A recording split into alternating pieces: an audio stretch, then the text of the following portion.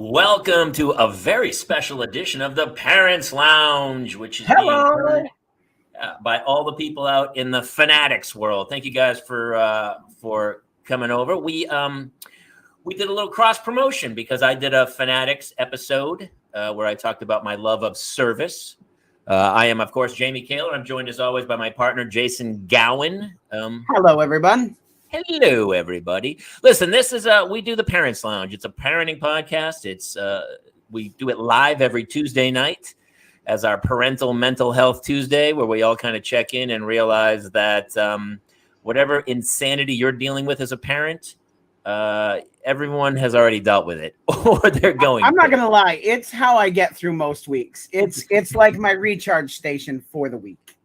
So if you are a parent, thank you for tuning in. I think you're going to find this very funny and consoling in a way. And if you're not a parent, then just get ready to sit back and feel great about your life choices.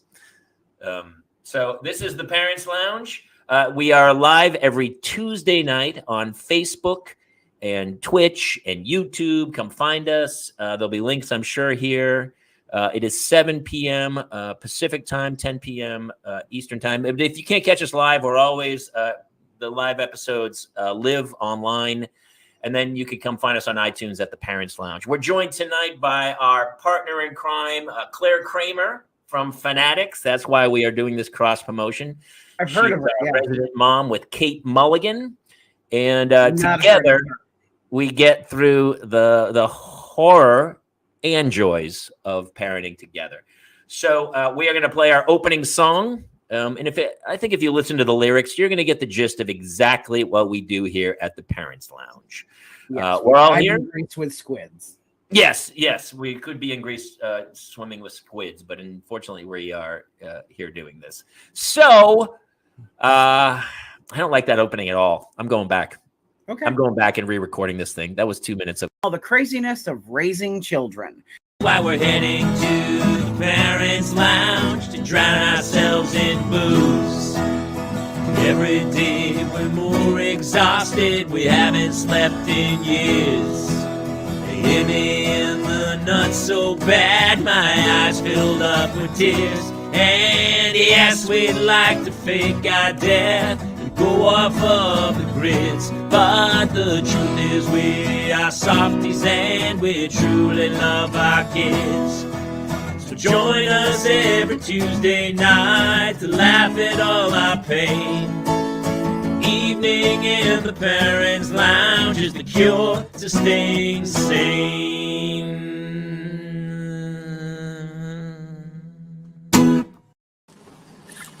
Welcome to our very special crossover edition of the Parents Lounge with Fanaddics. I'm joined as always by my partner in parents, Jason Gowan, Clare Kramer, and Kate Mulligan. Hey guys. Hello. Hi, Jamie Kaler. It's funny. This is how parenting works. Like this podcast is, we do this every week, and it's even at the top it said live in studio. None of us are in studio. Kate Mulligan is on vacation on the East Coast. Clare Kramer is in San Diego at I'm coming in hot. Yep. With her daughter, who's a phenomenal dancer, and then Jason is trapped away somewhere in Pennsylvania. And this is how we do it virtually every week. I like that you are didn't you dox trapped? yourself. Yeah. What? I like that you didn't dox yourself, Jamie. Where are you? Give us your address. How about your social as well? Overseas. I faked my death and I'm in Bali off a beach somewhere. And so don't tell anyone. Don't tell my wife I'm still alive because she'll definitely. I love that in Bali you also thought to bring the children's art wall with you. I know. Very sweet of you. I know. The people who are listening can't see, but my backdrop is all of my kids' artwork. And I thought it was actually a good way to say it because isn't it funny that my wife will save literally, like there was an old garbagey blanket. She's like, this was Hannah's blanket. She can't throw it out. Our garage is just full. It's like a museum. Like presidents have a library. My kids have the children's library of their entire life in the garage. My wife can't let anything go. Jamie, I understand. Jamie, I've been waiting since the intro to bust your balls on this. But just so we're clear, your episode of Fanaddics, they're like, definitely talk to us about something that you really love, something that you're obsessed with. And your pompous ass was like, I'm really into service. I am. I'm working into So good. service. It's just like him. I would be like, I'm really into Zelda Breath of the Wild. Jason would be like, I love Marvel. And your ass is like, I just really like helping other people. Well, when I was for it, yes. Harry. Listen, I was at the week before, I was at an airport. I went up to Jamba Juice to order a Jamba Juice at an airport. And this kid, I guess, like maybe 18, 19-year-old kid, didn't look up from their phone for a long time. And then I just stood there in shock of I'm standing here. And then finally the kid looked up and said, yeah, what do you want? And I was like, wow, things have changed. And so, yes. You mean that kind of service. I'm sorry. Wait, what kind of service did you think? Dinner, and they put you at a crappy table by the bathroom and then have terrible service. Aren't you kind of pissed about it? I forget there's a lot of there could be cell phone service. There could be restaurant. I was thinking of community service. I was like, no. Jamie's out there talking about, I just love to give back. That's what I'm obsessed with. That's why I want to please tell me that there is at least footage of Jamie walking down, picking up litter with the orange vest on. But he volunteers at his school all the time, so it tracks. That's true. Yeah, he does. That's why I was like, oh my God, I cannot believe he Kate, that's because it's mandatory to volunteer at school. Oh, she outed him. Wow. You have to do 20 hours, and I did a lot. No, 40. Well, 20 at the festival and 20 at the other thing, but but I ended up doing way more hours than that. But yes, I'm at my kid's school. Listen, Claire, do you want to defend me on the service thing? It was actually it's a great episode. You guys will hear it because we're gonna drop it in this feed as well as this podcast being dropped in the Fanaddics feed. So you'll hear both episodes. But Jamie, he talks, and it makes a lot of sense. He talks about you grew up, I don't want to say grew up, but you started in the service industry yourself. You've talked often on this show about the bar you worked at and you really enjoy giving good service as well as receiving good service. So it's not totally just, one-sided. It's a secular thing, it's the yin and the yang. You can be the receiver or the giver, and this is going to a very sexual place. I know. I was like, wow, is that what Jamie called all those girls he picked up at the bar? I like to give good service, but I also really love to get good service. I'm sure you do. I'm gonna tell you, and it's funny because we're raising our kids into this world, and I every day with my kids, please, thank you, please. Would you say please? Would you say thank you? And it's starting to take hold, but there is a sense of entitlement that I think this generation has that we didn't have. My kid does something once, and I go, she goes I'm great in the pool, and she tried out for the swim team, and she's never taken a swim lesson. She is great in the pool, fast, can move, unbelievable, like a dolphin, but doesn't know the actual stroke. So she goes for swim tryouts, and the coach is like, well, you can't do swim. You'll be disqualified. You don't know any strokes. And she was really upset. She was in tears, and she's like, but I'm a really good swimmer. I go, but you don't know the stroke. No one has ever shown you the stroke. It's not your fault. You need a couple lessons, and then you can do swim team. But she was like, why? Why can't I just? It's that's this generation. And so you walk to a place like a little place where you order at the counter and you get food to go. And they're kind of jerks to you, yeah, whatever. Oh, you want ketchup? Ugh. And then they flip the screen, and the screen is how much would you like to tip? Nothing. I would like to tip because you have given me terrible service. So I don't know. I'm turned into the old guy. We cover, but no, it wasn't that moment. Maybe you sound, a little, grumpy or whatever, but the whole episode is great. So definitely take a listen. I'm curious, Jason, what, Jamie said Marvel. What is something you're obsessed with? What are you fanatical? The paranormal is my whole world. That's where I came from. I just think the world of the unexplained is absolutely fascinating. None of us know where we go when we die. So it's kind of a, something we all have in common, somewhere we're all going to get, except for Jamie, who will probably live forever. I'm a Highlander. Did you not know that? I did it's the the quickening. only Yes, one. they'll all be over in the quickening, but unless I'm the only one standing, and then there can only be one. But So yeah, definitely for me, the paranormal is kind of like one of my favorite things. That's true. We had shows on TV. That's how we met. I ended up hosting a Haunted Live episode for Discovery Channel, and one of our mutual friends, Jason, had done a bunch of paranormal shows, and so I got to kind of look into that world, which I didn't even know existed. And I think that's what's cool about Fanaddics, Claire, is that I think people who listen to the episodes are kind of brought into worlds like the paranormal world that yes, you know. We definitely have to have you on the show, Jason, because that is like super interesting to me. And by the way, sometimes when I think of paranormal, I think of UFO, but they're actually two, like, obviously completely separate things. But somehow they're all that kind of under that umbrella. But I mean, like, within there, there's ghosts, there's Bigfoot, there's vampires. I mean, there's a whole world of all this crazy stuff that I spent almost 2 decades looking for. What is the craziest paranormal story that have you experienced? Actually, maybe we should like skew this to Parent Lounge. So have you experienced anything paranormal with your children? He thinks that his one son is the devil. I don't know if that counts. With the Dark Lord, we call him the Dark Lord for a reason, Claire. It's because my wife must, I think, dabbled in some sort of witchcraft and summoned it into the soul during the pregnancy. I can't verify that, but it's what I think. No, we had an incident here where I was helping my good friends, the Newkirks, with a 3D scanning of they have a haunted museum where they collect reportedly haunted objects. And they wanted to do a thing where we would scan the items and with a 3D scanner, which I have, and we were making copies of them to see if the 3D printed spawn would take on any of the haunted traits of the parent object.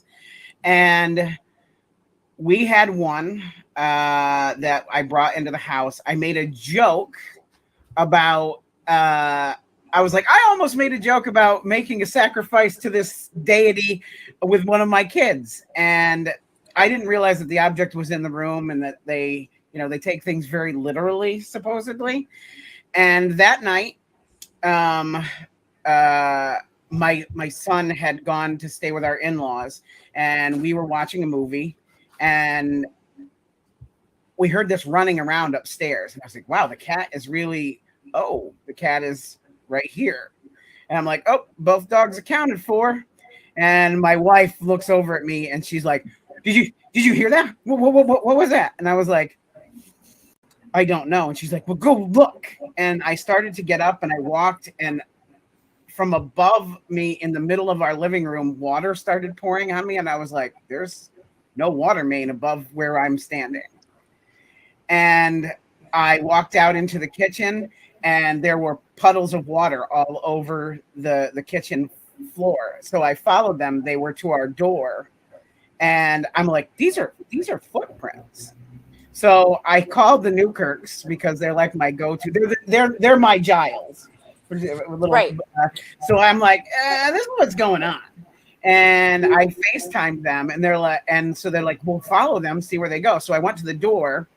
It had snowed, but there were no tracks leading up to our house. But there were wet footprints. And they're like, you made that joke about sacrificing your son. Have you checked on him? I'm like, well, he's not here. And they're like, did you check his room? I'm like, no. So I take the phone and I'm following, and we go up the stairs, and the water footprints go up the stairs. And they go right to my son's nursery. The door is open and the light is on. He is not there, as I said. We didn't leave it on. And directly in front of where his crib was a giant puddle of water where it was standing, like almost like it was looking for him. And that's what was dripping on you from below? No, because it's a separate part of the house. It's farther back in. That would have been above where the footprints in the kitchen would be. So I'm like, I might have done something here, and I might have said too much. So a few nights later, Jace is home. It's like 3:00 in the morning, and all of a sudden, all of our Alexas in the house say, "I'm sorry, I can't do that right now," and our lights start flashing on and off. I hear bloody scream, like my son screaming bloody murder up in his nursery. I haul ass up the stairs. He is red-faced, screaming. He points, because he's like 2.5 at this point. He points across the room, and I turn, and you guys have ever seen the movie The Ring?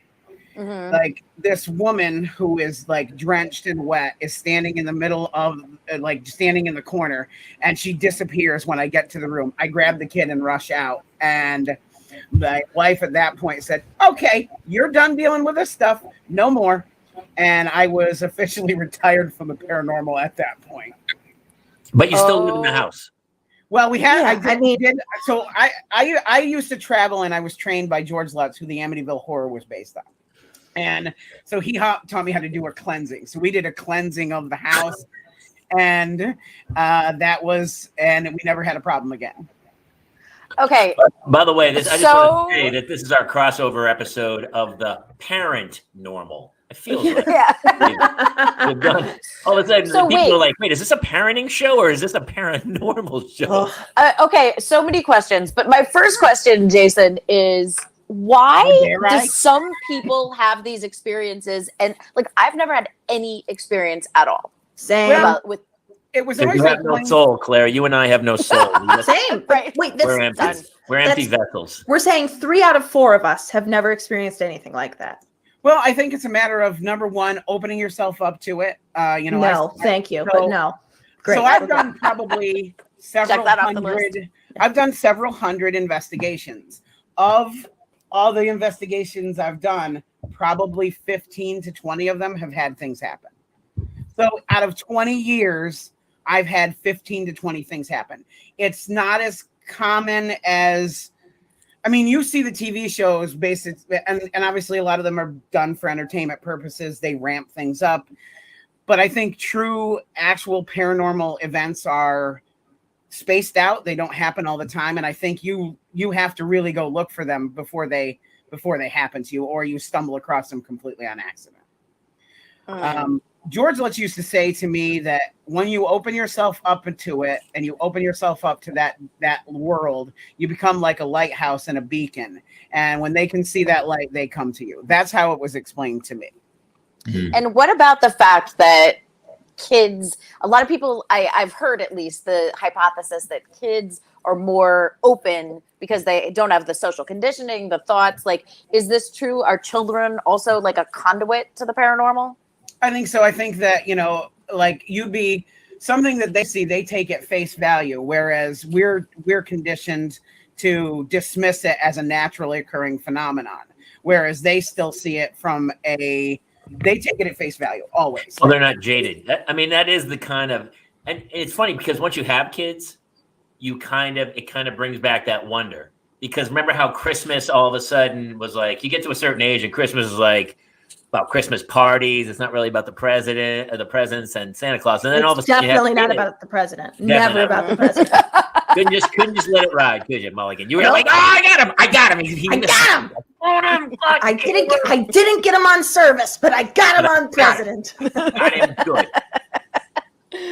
Which kids do as well. It's funny too because kids have such honesty to them that all of a sudden, all these things that had become we'd kind of been jaded to at a certain point in life are reopened. Like, going to Disney and stuff with when you see it through a kid's eyes, then all of a sudden it finds its innocence again. Mm-hmm. But yeah, I think that's true. I think that once if you open yourself back up to that world, I think that, you have a much better chance of having something happen. Yeah. Also, you kind of have to hang out in those spaces. Like, you're very rarely going to find something happening at like the In-N-Out Burger. Yeah, but why not? If there's, it just seems to me like if ghosts are people that had been here and are no longer here, then there should be so many that there's no room for them to just be in haunted houses. They have to be everywhere. This is where my disbelief begins. Spaces us, Kate. So they could still be in the line. They just don't talk. Well, that's why you're not a fan, Kate, and that's why he is. I'm not. Yeah, that's why I'm not a fan addict. Well, that's kind of. That's the whole purpose of this crossover episode, and it's kind of cool that everybody talks about what they're fans of, right? And that's what I loved about doing that show, was like something that, and if you listen to every episode of Fanatics, somebody, who was it, Tony Hale, loved malls or Indoor malls. Yes, Indoor not just malls. And it's really kind of cool. Well, the process is also like, sometimes people will be like, oh, I like, Legos or whatever, and then it's like, well, what do you, we kind of like work with their PR team or whatever, or them to hone in on like exactly what it is, so it's not just a general, like, I really like, movies. What kind of movies, That's part of the problem with having kids, is it's like all of a sudden it's your new obsession. Oh, I have kids, but then it's like it's a hobby you can't really get rid of. You're like, oh, I tried the kids thing. It didn't work for me. Didn't enjoy it as much as I thought I would. And I'm just gonna let it can't. That's it. You're like, it's like a hobby you sign up for that you cannot. It's a club. It's like those old Columbia Records book clubs where you signed up and you started getting records every month. And then I still owe them like $40. Yeah, I think I owe them some money too. I still get records all. Okay, so just so if anybody was wondering, Jamie Kaler is the oldest of all of us. As soon as I said the word record, I go, here comes Mulligan to torment me. You set me up. I knock him down, baby. It's a good. Is that what you're addicted to, Kate? Is that your thing? That's what I'm a fan of. I'm a fan of roasting Kaler. She's like a sniper. And they were 78s, by the way. I'd have to crank the thing, and it had the big megaphone on top of it. Darling, will you wheel Victrola over here? Well, the first one I ordered was Al Jolson actually singing "Mommy," and it was pretty great. I remember. So yeah, you talk about like service, but you got me thinking, Jamie, with the swim team story. Like, I remember growing up, and I don't know if you guys had to do this, but we had obviously one phone. It was before cell phones, so we had one phone in the house. And when I answered it, because my dad ran his business out of the house, even though he had a separate business line for his office, which was on the top floor of our house, but we had to answer the phone like, Kramer residence, Claire speaking. And then the party would say, oh, yes, this is Dee calling for Sandy. And I'd be like, just a moment, please. Like, everything scripted, formal. There was no like, hi, hey, what's up? Kids with cell phones now, they'll never know what it's like to have that like formality, They don't even answer it. They just wait for the text. Right. Yeah. My daughter is so lazy. She doesn't even text. She voice dictates her texts. It's like the ultimate circumvent. My buddy doesn't even voice to text. He just voices it. That he texts you a voice. And so all of a sudden I go to open it. I'm in a public space. He's got a 2-minute message where you have to lift it to one of our regulars who's on the show all the time, and I go, dude, stop that. It's so I know who you're talking about. Yeah, he does. Like, dude, he doesn't even voice the text, because then he would have to edit. He literally just says the words, and then you can't hear it. Like, you wait, what is he saying? It's so back in the day, you'd answer the phone, it's your dime. But yeah, no, he doesn't. Listen, nowadays also there's no cuts. Like, do you remember trying out for stuff and they were like, in our play, like our kids did a play at school. They just put 200 kids in the play. Right. Just the chorus, like 150 people. Instead of going, no, you can't act. You're not doing. I remember getting cut from stuff in like tears. Oh, yeah. You're good enough. And you're like, go practice and get better, or don't do this. I don't know what to tell you. Story of my life. Yeah, I don't know. And what's funny, Claire, is you're down in San Diego right now with your daughter, who is nationally ranked insane dancer. Yes, I am here with her. About, like, that's the problem, is if your kids are really good athletes, all of a sudden you have a full-time job. That's what you become a fanatic of. Yeah, I'm a fanatic of my kids. But yeah, no, let me tell you though, Jamie, they don't have a problem cutting people in this world. Oh no! I mean, once you get to that level of like club and national teams, yeah, of course. Is she still in the competition, Claire? Oh yeah. We're at for people who follow dance, or if you don't follow dance, want to look it up. We're at National Dance Honors, which is there's 2 this year, one in San Diego, one in Texas, I think Austin. So River was up for Honor Dancer. She's an Honor Dancer nominee, which means we had to come extra early down to this competition. And she's basically been like, it went till midnight last night, and she had to be downstairs at 7 a.m. So 6 days Whoa. of I don't like, know how old this young lady is. she just turned 12. She's 12 She years just- old. Yeah. She's 12. So, you I'm know, 44 and I don't work that hard. Yeah. I know. It's crazy. So like today actually is a shorter day. She had to be down there at 7 and I think she's done at 6 p.m.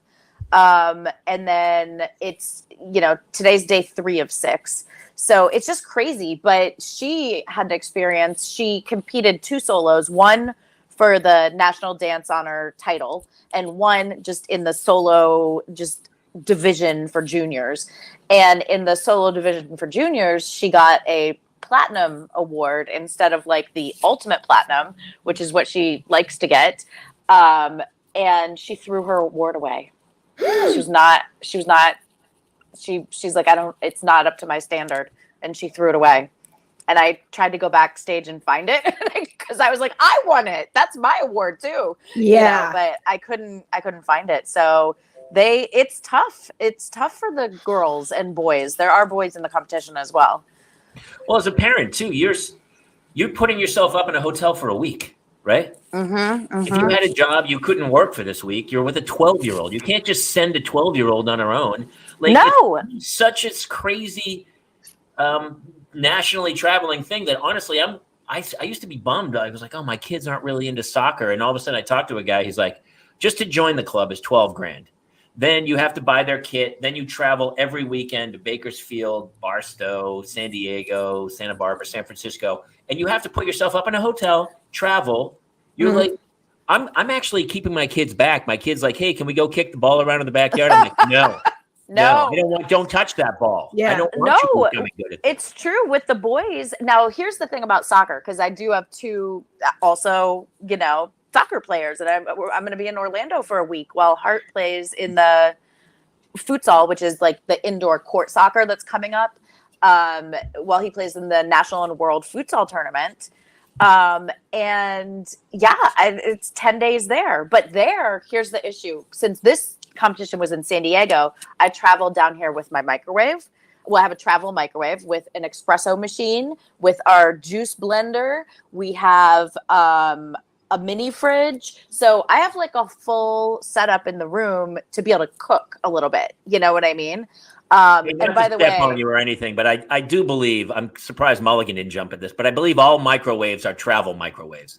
I think if you just if you go and the microwave goes with you, it's thereby, Yeah. it's a travel microwave at that. I think they're all travel microwaves. Jamie, just so you know, I'm only fanatical about roasting you. I actually did not. I did not actually. Do you ever do the And podcast? occasionally she dips her toes into roasting me, but most of the time it's Maybe like, just hey, you. what is your true passion in life? Honestly, roasting Jamie Kaler. Just Jamie Kaler. I mean, Kate, you ever have seen to that? come on and do that episode. That is like done and done. Do I just come in the room so she can just look at me and start? Yeah, I think like you either provide photos or you can appear live for the roasting. Oh my God, yes. Well, Mulligan, what are talk you about it then, fanatical Mulligan. about? If you What's your did thing?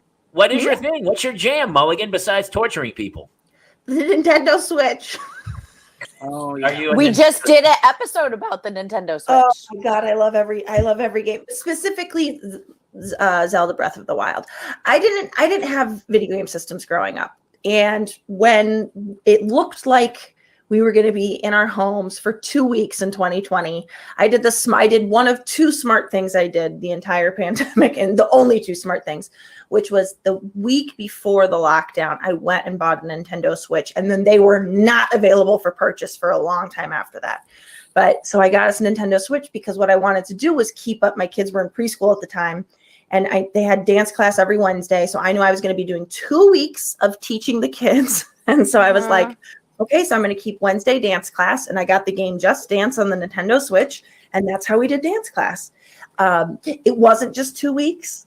No. And I started buying a lot more games than just Dance. But yeah. That's how the heroin dealer works. They give you that first shot and go, hey, you can use this for exercise, and you'll get some dance out of it. And all of a sudden, you're addicted to Zelda. And then Listen, are you kidding Well, in me? case defense. Yeah, listen, if I could inject Zelda in between my toes in a vein that's still working, I would do it. You know what I mean? Like, I am full on heroin addict. Now I'll find any going vein. for Parent of the Year, Kate. Yeah, thank you.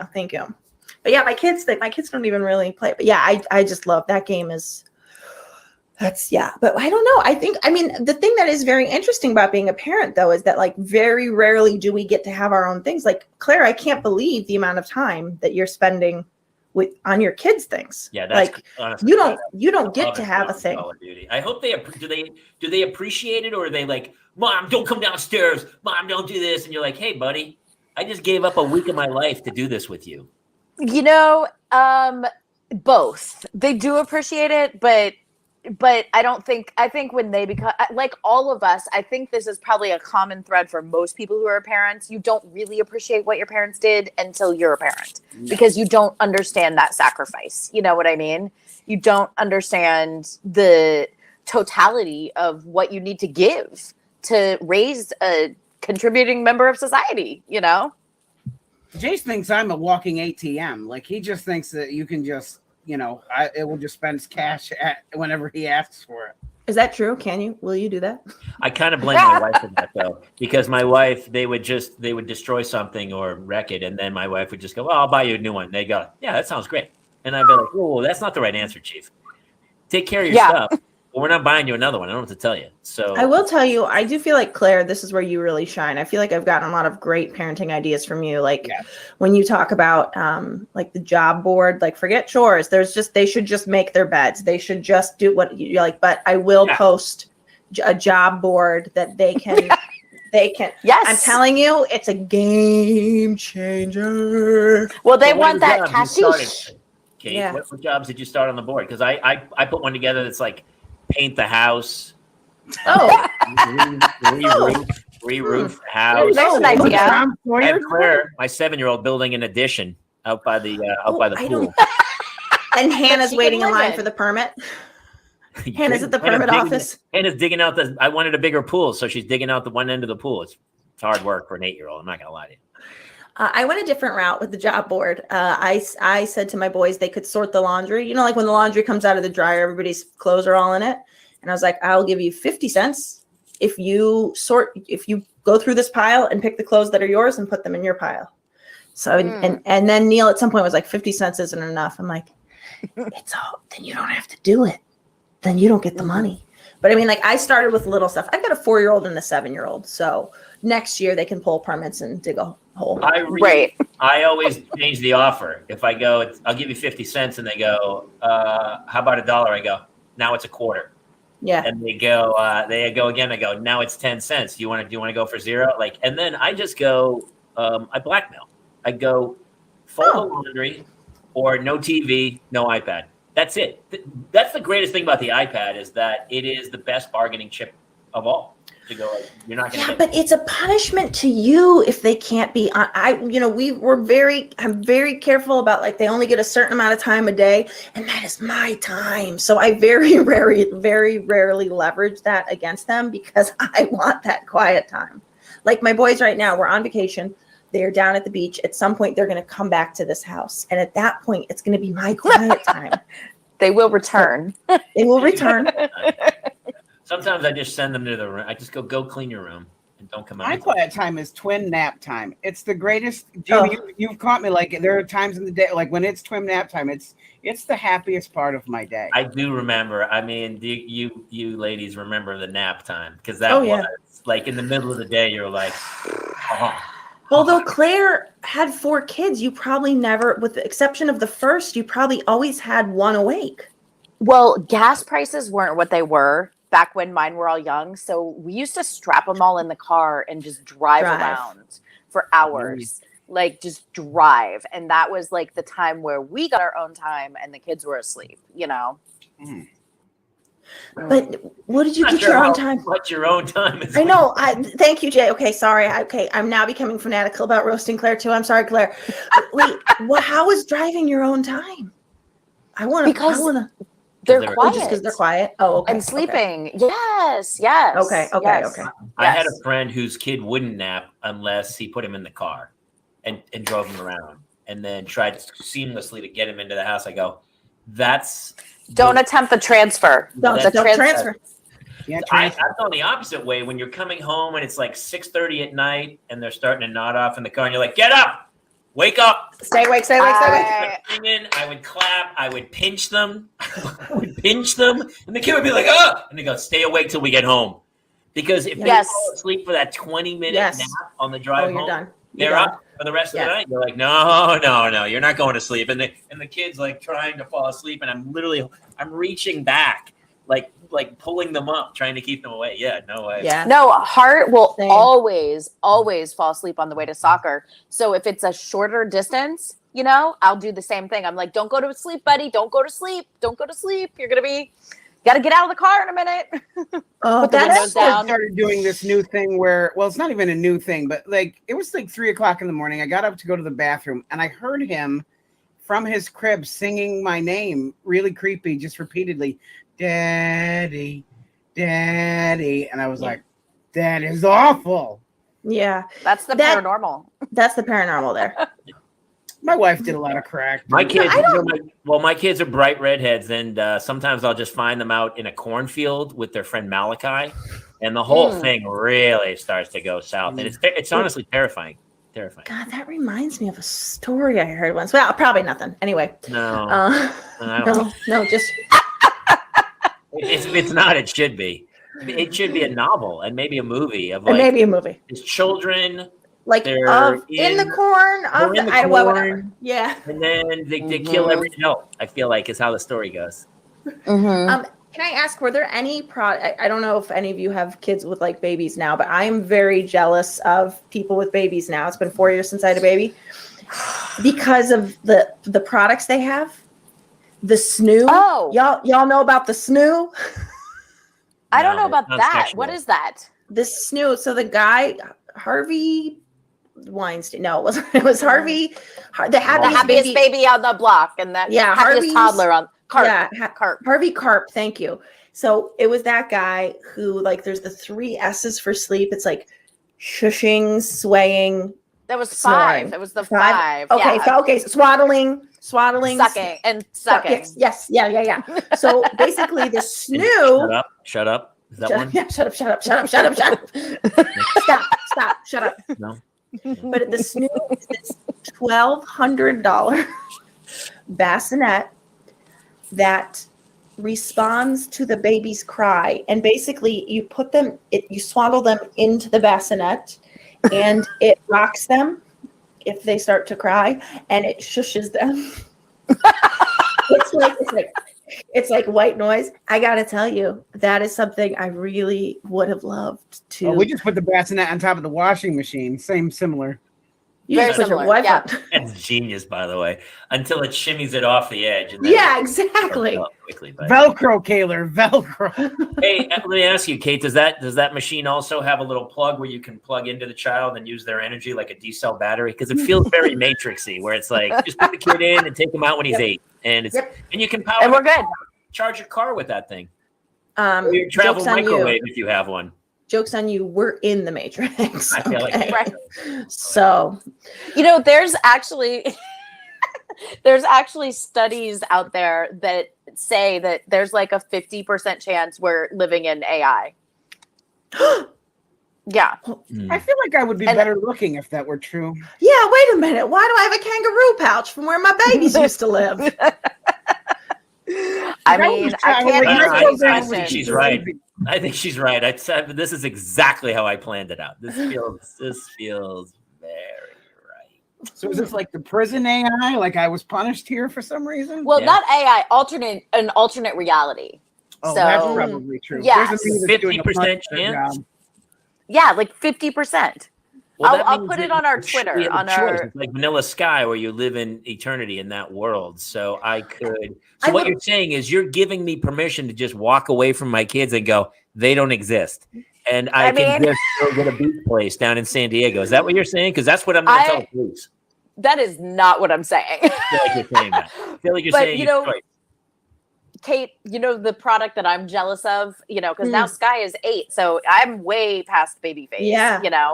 They have, my friend who has a baby has this thing, and it's like a fanny pack, okay? Except the fanny pack extends to a seat. And so the baby sits on your hip but they're actually sitting on the little seat that's a purse also. You I'm basically attach a seat to yourself, and then you don't break your hip.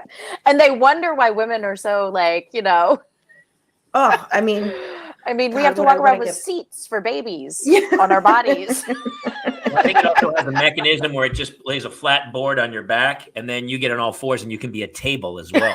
So is that a different product? I mean, that I kind of feel like that's my life without even the board. Yeah. There's also the things now. Claire, I feel like you nurse, but like there's the thing, like there's like the milk catchers that you can wear now. Like you can pump inside. Like you could just pump while I could just be standing like looking at you, and I could be pumping. I've been doing it this whole time. I had River talk about, we talked about River. She's 12 now. She would not take a bottle. Wouldn't take that's formula. a bummer. She wouldn't take a bottle. Yeah. And so I was like attached to her for a Yeah. year. You know what I mean? Like same place. Oh.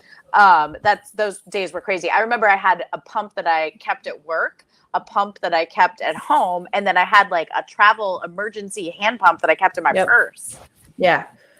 God, I don't miss any of that. I don't miss that, but also it would have been for the audio listeners, the three of us have gotten bigger, and my head is triple the size of Claire's. Well, it's because Jason is watching his children, and he just messaged me. He goes, "Hey, my kids are screaming. I gotta run." So he ran to take care of his kids, and he's gonna come back. That is what the Parent Lounge is about. You know, we're open to all. What am I trying to say? A little backstory. So we have crazy guests every week. We've had Larry the Cable Guy, Jeff Foxworthy, Richard Marks, Joel McHale, tons of actors, Miles Gibrani. And basically, it has turned into this amazing place. Like we started it in the pandemic, and it really kind of saved my mind, I know. I was originally doing this thing where it was just a bunch of parents, a bunch of dads in the Dadlands, and we had this vent session, and every Thursday we would just do this private Zoom with like 30 guys, and everybody would tell their horror stories. And by the end, we all felt really good about it. I'm like, oh, okay, I guess we're all in this together. And it kind of expanded. And then Jason and I did this, and then we need moms because we're idiots. And so luckily we find you two guys.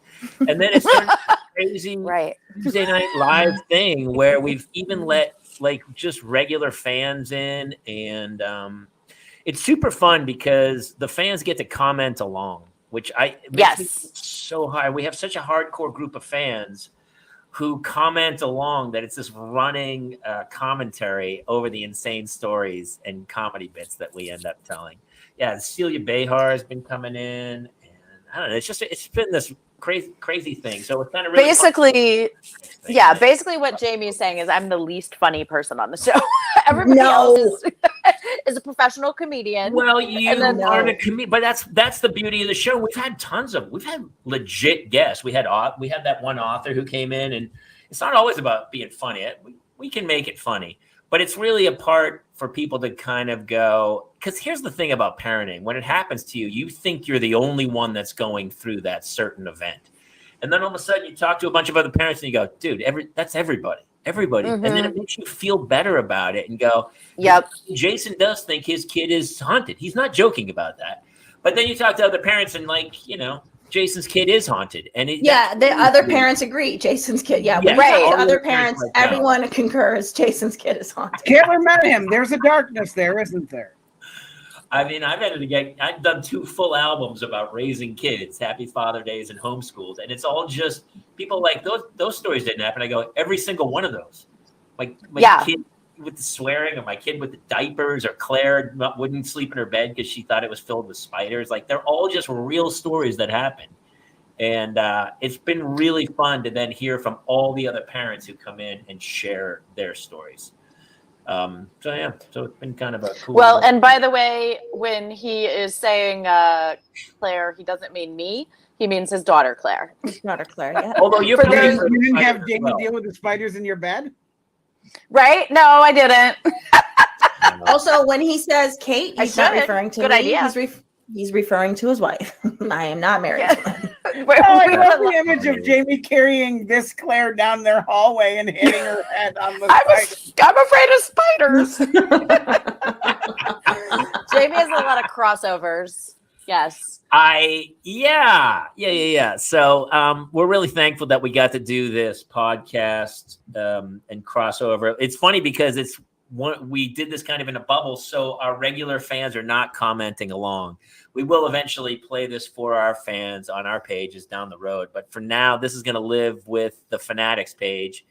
And so if you guys are parents, then come find us live so you can comment along and share your parenting stories with us as well. Everybody else? I love hearing from everybody. Yes, absolutely. Tell for people who don't know where to find the Parent Lounge. Tell us where to find it, or tell them where to find it. I know where to find it. You guys. Jason is the hunt man. Me down every week. Details, brother. Sure, you can find us live every Tuesday night, 10 p.m. Eastern, 7 p.m. Pacific at facebook.com/theparentslounge, youtube.com/Jamie Kaler. You can find it on Jamie Kaler's Twitter, and you can find it anywhere you get your podcasts. Yeah, just Google the Parents Lounge and you'll find it that way. And also, we are expanding into the metaverse. We're going to have a room that Jason's built. He built a club that we're going to have a parental meeting hall and do community shows. Also, currently right now, if you go into the Infiniverse, you can find a club that has posters with the four of us on it, and the episode with Dave Keckner currently airs in the metaverse right now, and you can sit and watch the episode along with other people. Oh, how fun. That is awesome. Every Friday we check in with Jeff and Larry's Comedy Roundup on Sirius XM. So you can find us there as well. But yeah, I mean, it's honestly just about parents feeling better about what they're going through. Because it's like none of us knew what we were walking into when we said, yeah, sure, let's have kids.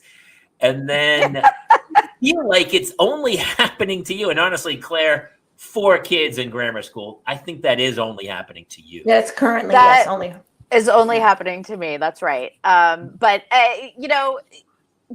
this has been a really important podcast for me to be a part of too, because I didn't realize how much I needed to like laugh and vent and share. And one of the great things is we sort of represent, and especially with our guests who often have kids that skew a little bit older than mine, we kind of represent all the ages, you know?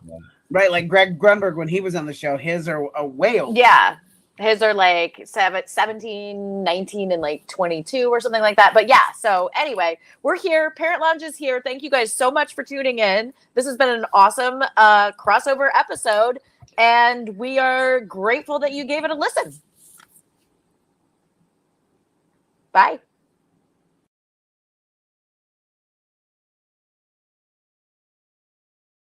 College is so fun that Lori Loughlin paid $500,000 just to get her kid into SC, right? Not even Ivy, not even Stanford, probably not even UC Davis. It's SC. I got it. It's fine. $500,000. What was her punishment? 2 months in prison, camp, right? Where she got to read books all day and work out and get a good night's sleep. I homeschooled my kids for 14 months. That's not a punishment. That's a reward. I would have killed anyone in this room for those 2 months. John Mulaney was the smartest dad of all. I'm drinking red wine. He's like, dude, you need an 8-ball and head back to rehab for 3 months. I was like, genius. He went full-blown coke addict. Crazy, man. I would have loved to see him in like the, the little trust circles in the rehab where they're like, John, how are you feeling today? Oh, man, I feel great. You should have seen me a couple weeks ago at home with those kids. I was in hell. But now here with you people, I feel great, man. I feel great. How about a cup of coffee? Sounds super, man. I like that. Fantastic. You know what they should have done to Lori Loughlin, right? You know what her punishment should have been? She should have had to homeschool that kid. All 4 years of college, right? That kind of writes itself, right? Wouldn't it have been great where you have to see Olivia Jade come to her mother with her course schedule for each semester, and Lori Loughlin's like, oh, God, what do I have to teach this semester? Advanced calculus, Mandarin Chinese, ethics, And by the way, that kid rows crew. I don't care if it's in a rowboat behind the house in the pool. 6 a.m. every morning, I want to see that kid out there rowing with Lori Loughlin as coxswain yelling, stroke, stroke, stroke. We could have homes on separate coasts, go dive in Greece with squids. Could have been so bleeping rich, but instead we had kids. They won't smile for a photo, they won't eat the food we choose. That's why we're heading to the Parents' Lounge to drown ourselves in booze. Every day we're more exhausted, we haven't slept in years. They hit me in the nuts so bad, my eyes filled up with tears. And yes, we'd like to fake our death, go off of the grids, but the truth is we are softies and we truly love our kids. So join us every Tuesday night to laugh at all our pain. Evening in the Parents' Lounge is the cure to staying sane.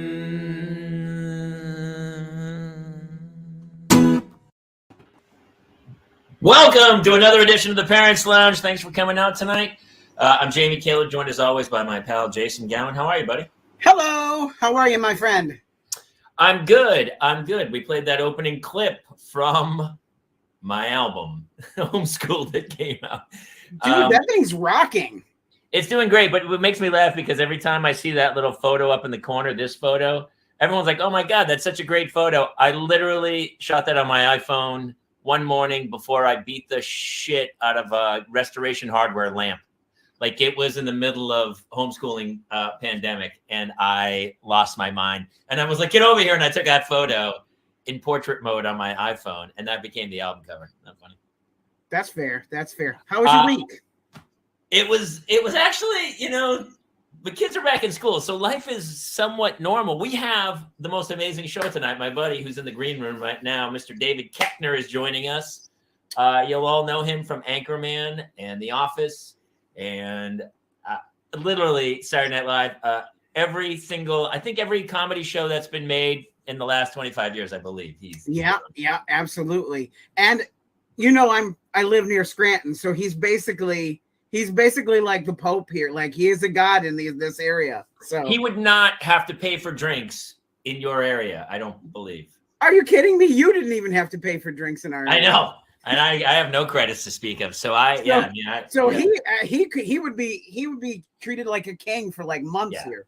Please, I had like a couple episodes of Will and Grace, and I think I got free filet mignon. That dude, they might just give him like a car. Like, here's a car. Just a random new car right off the lot. He shows up, they're like, here's some luggage, here's a trip to Cabo. They just duke him out for the week. So we always say we're going to chit chat beforehand. And is there anything you want to get off your chest before we bring Mr. Keckner in? No, we should. I mean, the people want to see him. People get tired of honestly, that's why I'm here this week. Without further ado, we'll go into some of the smaller things that are my favorite things on earth that he's done that made me laugh so hard. But here's his greatest achievement: 5 kids. I believe it might be more. He has five children, which is the reason he's here. So we're not going to talk too much about his history. We're going to talk about his fathering. So please welcome Mr. David Keckner. Hello. Hey, buddy. Hey, gang, I got a couple more kids in the queue, if you know what I'm saying. Do you? Honestly, after this show, a lot of people might be messaging in to go like, hey, I remember one time he did a show locally here in Kansas City, and I believe he's my father. I'm just saying in the queue. I haven't made them yet. I got the batter ready. You're mixing up. You cracked a couple eggs, and you're mixing up the batter? Always got a mixer ready. What's that smaller thing that when you're not a cement truck, but the one where they do it on site, that mixer, the cement mixer that's on site, it's a smaller barrel. Like a smaller portable one. Yeah, what's that called? Jason Gowan. I don't know. Oh, by the way, Jason, Dave Keckner. I forget, Jason, that you don't know these guys. Oh, yeah. Hey, man, how are you? Good. Small. It's a beautiful view of your neck. Thank you. cement. I got 2 screens going here. Mixer. Don't you guys have a young person who's doing all this shit for you? Yeah, we have a fact checker right now, but they only check facts about political stuff, so they don't know much about like Lowe's. You know, I got a guy from Lowe's on speed dial over here. Why don't we check him out and see how that plays out? Oh, there it is. Yard Max. Backyard Max. Electrical. I don't want cement mixers. I want a damn name of it. You know, I think at this point, Dave, you might. I mean, any name you come up with, a fluffer gun. It's a plaster. God damn it! I want the name of it. Cement mixers. That's all. That's all it says. You're at such a high level in Hollywood that I get a guy with a wheelbarrow and that's like a wheelbarrow type portable cement concrete mixer. Yeah. Towable steel drum concrete mixer. That's what I got in my bag, my ball and my yarn ball. I'm mixing up some cement, not cement. No. I'm mixing up semen, boys. Is this a family show? No, God, no, not anymore. No, let it rip, man. You want to see how hey, fellas, you want some dad cred? Yeah. How's that grab ya? Goddamn readers. I mean, at least you're not holding them like this. Goddamn readers just broke, boys. Hey, Jason Goen. You in the reader category yet? How old are you? I'm 44. You wearing readers yet, Jason Goen? No, not yet. How you going, Jason? I'm okay.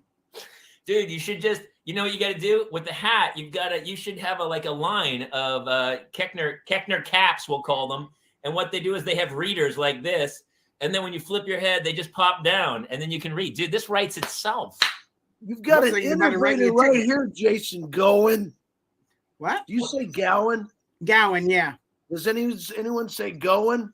Yeah, always when people first meet me, that's what it always is. You know what I like to say? Hey, Jason, how you going? It's going okay. All right. Going like Gowen.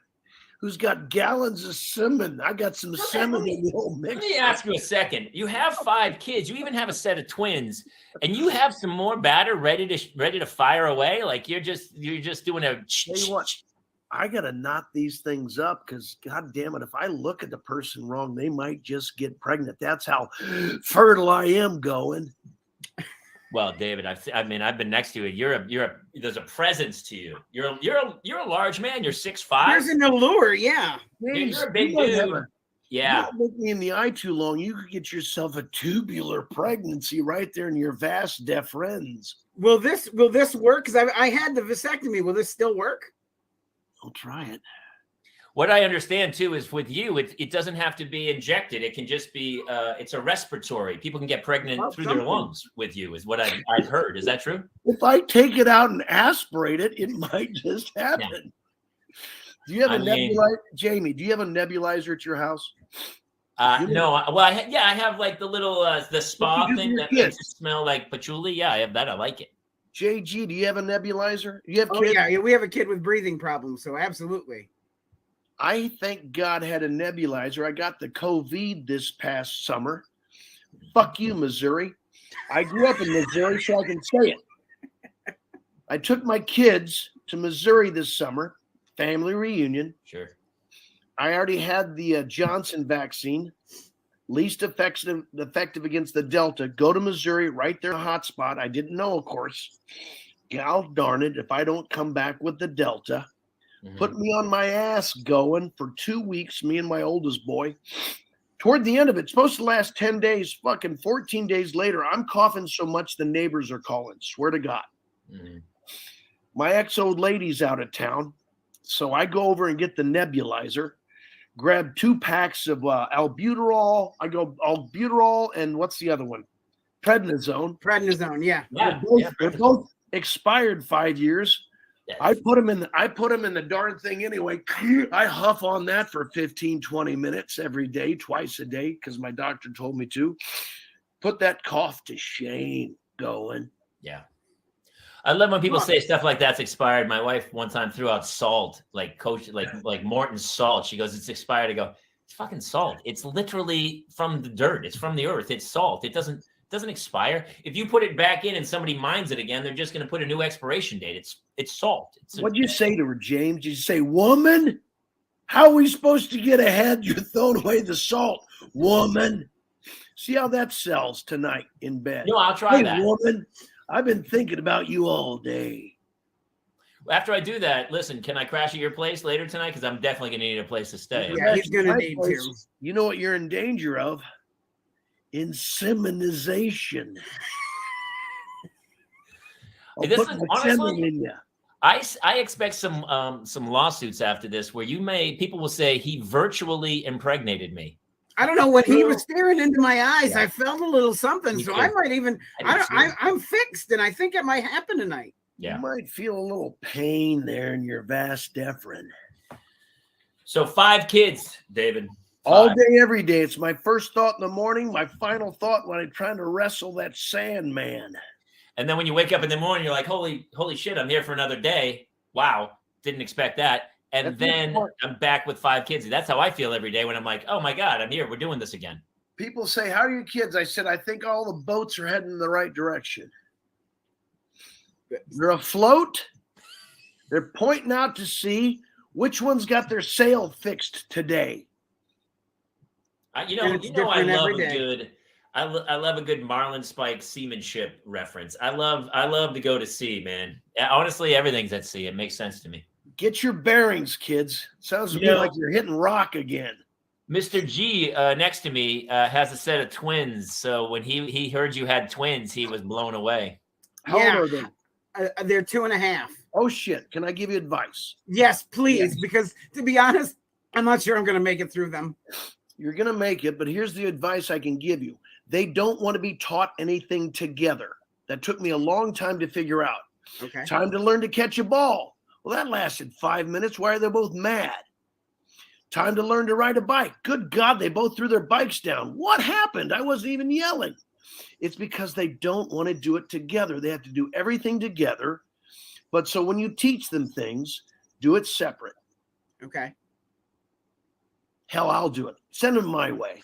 All right. No, I'll drop them off tomorrow. What about that, Goins? You want me to teach your kids a few things? Yes, I do. Did you just reduce the size of the screen? We added, what we do is we have people, everybody wants to do their comments. So listen, everybody who has questions for Mr. K, please start lighting it up. The old pulverizer. Not a question, more of a comment. The Goldbergs. Yeah, I'm on it. No, I'm not a Dallas Cowboy fan. My fake character, Bill Lewis, is a Dallas Cowboy fan. I'm not. Kansas City Chiefs, brother. Boy, we're hurting. Yeah, that's just us lying in wait. It's nearly a crime how we're going to storm the rest of these teams. Brian's giving you a throaty. Throaty LOLs. You want to give me a throaty? That's what I'm thinking Brian in the camp wants to do. This is a family show, right, James? Yes, honestly, I'm David. I apologize for Brian. We'll have him escorted out of the building. Yeah, that throaty, Brian. $15 is my charge. What do you charge, Brian? You want to get in competition? I'll pop you in less than 2 minutes. I got a callus on my left hand. People aren't expecting that. Oh, I thought you're using your hand in 2 minutes with your hand? Wow. That's part of it. I'm not going to do all the work with my throat. You shouldn't have to. You're a guest here. Gum. Jay's always trying to give away one of them. Oh, one of my kids, yeah. Do you have one that has less soul than the other? Less what? Less of a soul, like a darker, evil one? That's what their dad's here for. I'm just trying to be the cautionary tale for my kids. Don't do what your dad did. I haven't pulverized in a while. Thanks. Ha. I haven't offered anything yet, Michelle Pulver. What do you want to pulverize? I got a cement mixer. I got a semen bag full of mix that needs to be taken care of. Good God, guys, this is not a show you're going to offer to your fans. Well, they're staying. Dave, by the way, this is live. This is going now. By the way, I assume this is for adults, isn't it? Kids, yeah, absolutely. All right, then. Have fun. Let it rip. I got a clown with a listen. shotgun over my right shoulder. What are they expecting? One of the locations is Color Me Mine, but I don't think there's any kids in that place, so that's not going to be a problem. Color me mine. Put that ceramic tool down. All right. Topics. Here we go. Let's get back to PG. So here's what happened to me this week. We just brought you in because now we're going to talk about what happened. Okay, so my daughter last night, she came in and she was really like scared and everything. She's like, I have to tell you something. Age? 6 years old. Oldest, youngest? She's the youngest. All right. Oh, fantastic questions. Honestly, the way you're asking the questions, it feels like you're going to give the perfect answer. Redhead? Yes, of course she's a ginger. Okay. And this is going to be all part of your new childcare book that I think will be out within the next few weeks, I believe. Dave Keckner will raise your kids for you. I joined the stream on Bag of Seaman. Good job, Welcome to the show, Melissa. You got to give her a nickname too. Peltier. I would say pelted. Melissa's pelt. Ooh, Melissa's pelt is kind of dirty. Pelt. Old sheepskins here. All right. We're going to stay on theme here, guys. This hour is going to fly by. This hour's going to comes in. Right, so listen, my daughter, Dr. Keckner's in the house. My daughter comes in last night and she's really scared and she doesn't want to tell us. She goes, I have to tell you something. And we're all like, what? 6-year-old little girl. She, she's like the little Brady where she's got the little lispy thing. And she's like, yep. And she comes in and she goes out of nowhere, like 8 o'clock last night. She goes, I swallowed a penny. And we were like, what? And she goes, I swallowed a penny. And we go, oh my God, we're like, my wife's already like calling the ambulance to come or something because she's crazy. And she goes, not tonight. She goes, I swallowed it. And we said, when? And she said, she told us a time. She goes, it was when I lived in the other bedroom. And that was before the construction. So it was at least 10 months ago. She swallowed a penny. And my wife all night. It was like the daughter was trying to torture my wife and say, hey, I just want to make sure you're not going to get any sleep tonight. I swallowed a penny about 10 months ago. And of course, I'm like, she'll be fine, whatever. And I'm like off to sleep or whatever. And the whole night, my wife's like, you think she's going to be okay? Of course she's going to be. She's made it 10 months. She's going to be fine. But she made me call the doctor at like 9 a.m. this morning. The doctor's like, yeah, it passed. Trust me, it got through. And I was like, fine. Have you had stuff like that where your kids have done insane swallowings? I'm waiting for you to tell the rest of the joke. There is no joke. It's just a horrible story that happened to me last night. Oh, my penny. I shit a dollar bill. I'm a money factory. God damn it. That's what I expected out of you, James. That's why you're here, brother. Listen, did drop the ball. I'm the setup. I'm pure. When you're here, I'm pure setup, man. Hey, Dad, I got a question. Mm-hmm. When I swallow pennies, how come I keep shitting Susan B. Anthony's? I would drop a Krugerrand. I dropped a Krugerrand a couple weeks ago. I shit Bitcoin. Well, you're right, because Bitcoin ain't nothing but shit, son. Now go back to bed. Have you had that with your kids where it's like, have you had like this big, did you see the photos where people have like swallowed light bulbs or a gerbil, something? They swallowed a gerbil? No, I did have a son that kept fucking flushing Legos. Oh. And that you can't get a Lego past the toilet. It's like, dude, come on. Because I've got every manner of plunger. You know the steel rod with the long coil that you can really push through? The snake? Well, yeah, but there's the snake and then there's the handheld snake, right?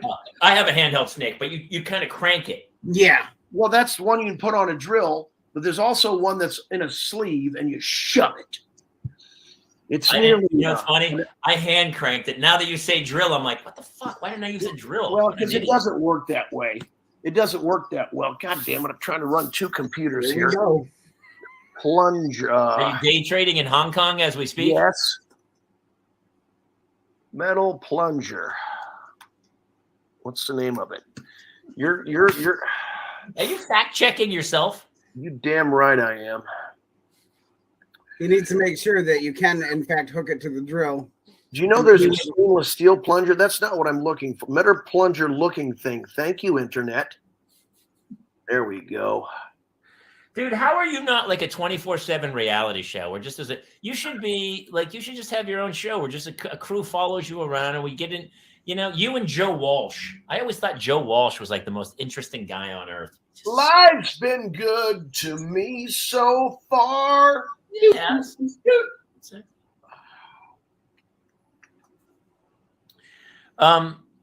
Well, we'll all just sit. Everyone just relax for a second. We'll just relax. I mean, we'll take a minute. Dave's going to do some research. It's no big deal. We're just live out. We're just here. People should know this one. What's the darn thing called? Well, fuck it. Maybe somebody in the audience knows. Yeah, does anybody out there know? Any comments or questions for Dave Keckner tonight? Yeah. So, listen, the question is... What happened to the glasses? I was delivering my middle daughter back to her house tonight, took my glasses off, pop. She goes, Dad, what the heck? She didn't say heck. We curse in my family. Said, cheap glasses. What are you going to do? Well, that's another good point. I actually curse in front of my kids. And I do too.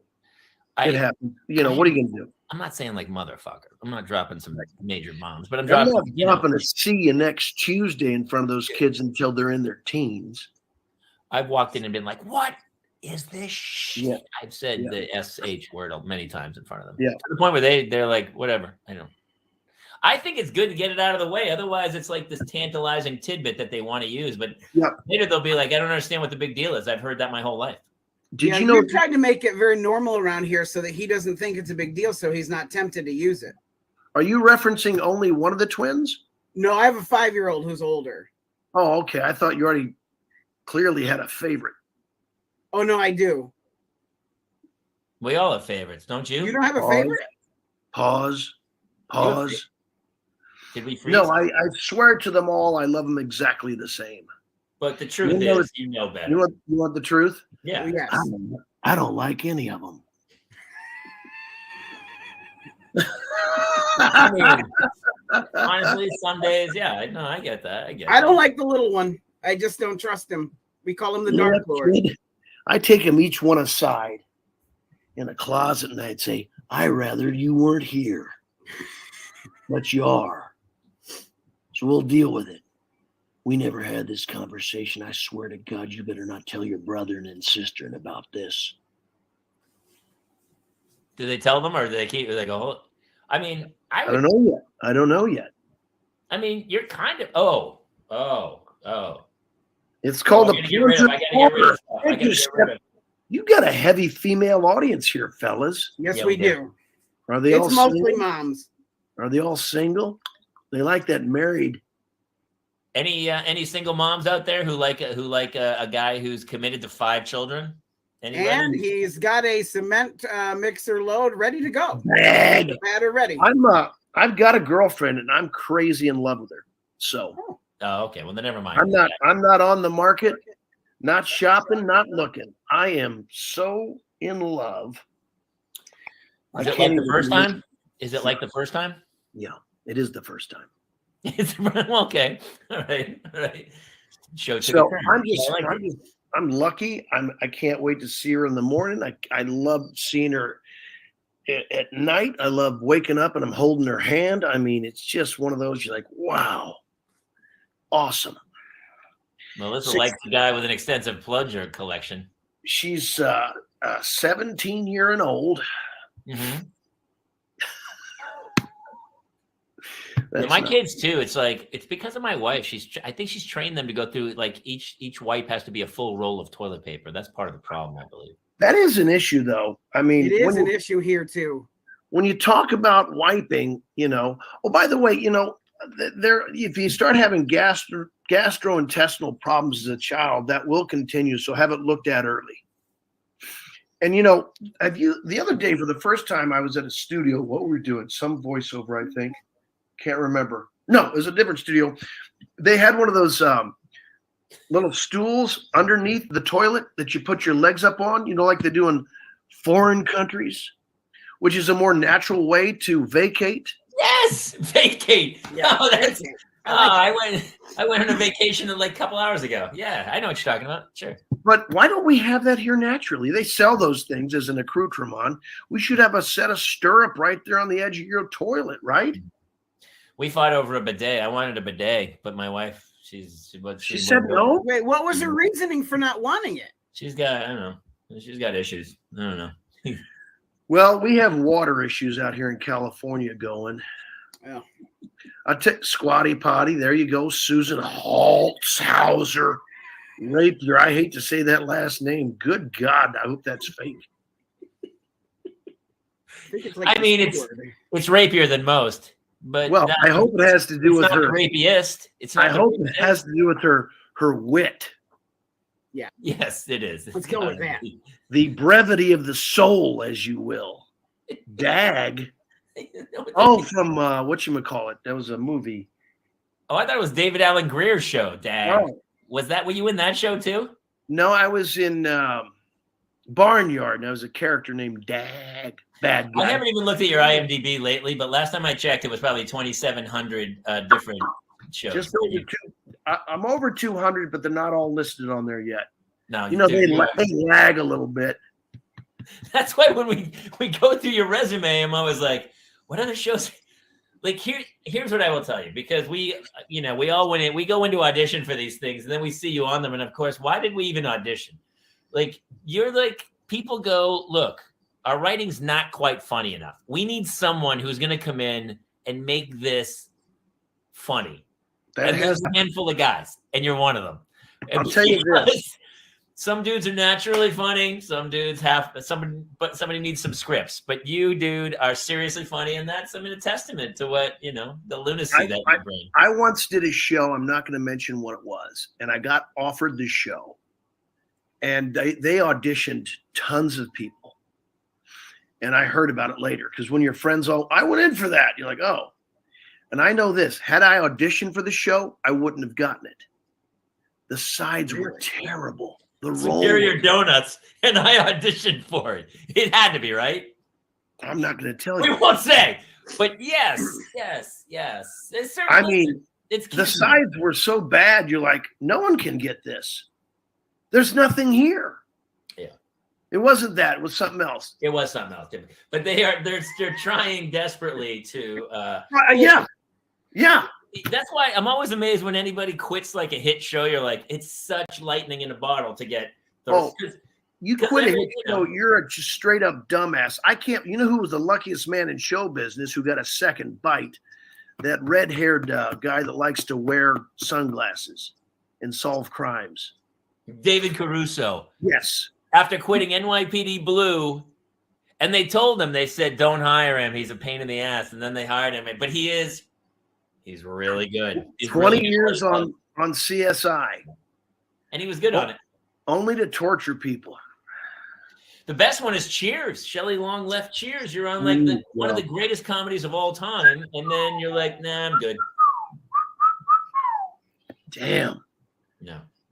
She John Gruden that, didn't she? We were going to talk. Actually, it's on my list of things to talk about. Because did you see Chappelle's new special about the whole? I heard about it. It's about. You couldn't miss it today. I heard about it. It's really great. And he's just, the problem is as a comic, and we've toured, and I've seen you do live stuff, and we're comics. You can't say anything anymore.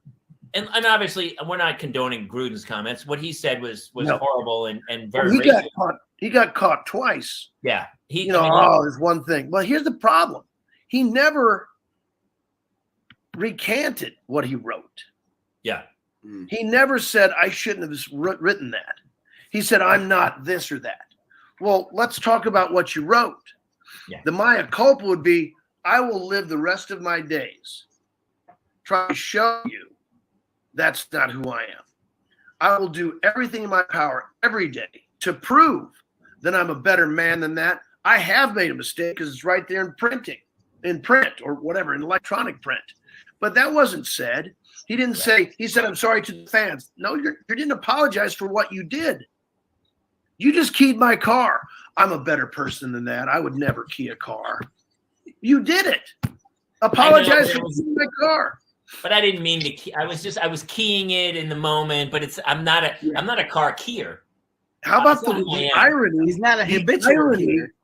The irony of the Washington Redskins pushing out the emails. we're the racist team, and we're going to tattletale on this guy. Yeah. It's not Maya Culpa. Oh, there. Okay. It's Maya Culpa, but whatever. I like how your gang does jokes here every once in a while. Do you guys write down the material you get from your crew? Yeah, we have my whole album. We're not My that next funny by album is going to ourselves. be it's called it's called Comments, and it's not Comments. one word of it, and I it's just love me saying other people's comments. And what were you going to say about Gruden there, James? he got he's getting canceled, and he can't come back from that. He can't get a job.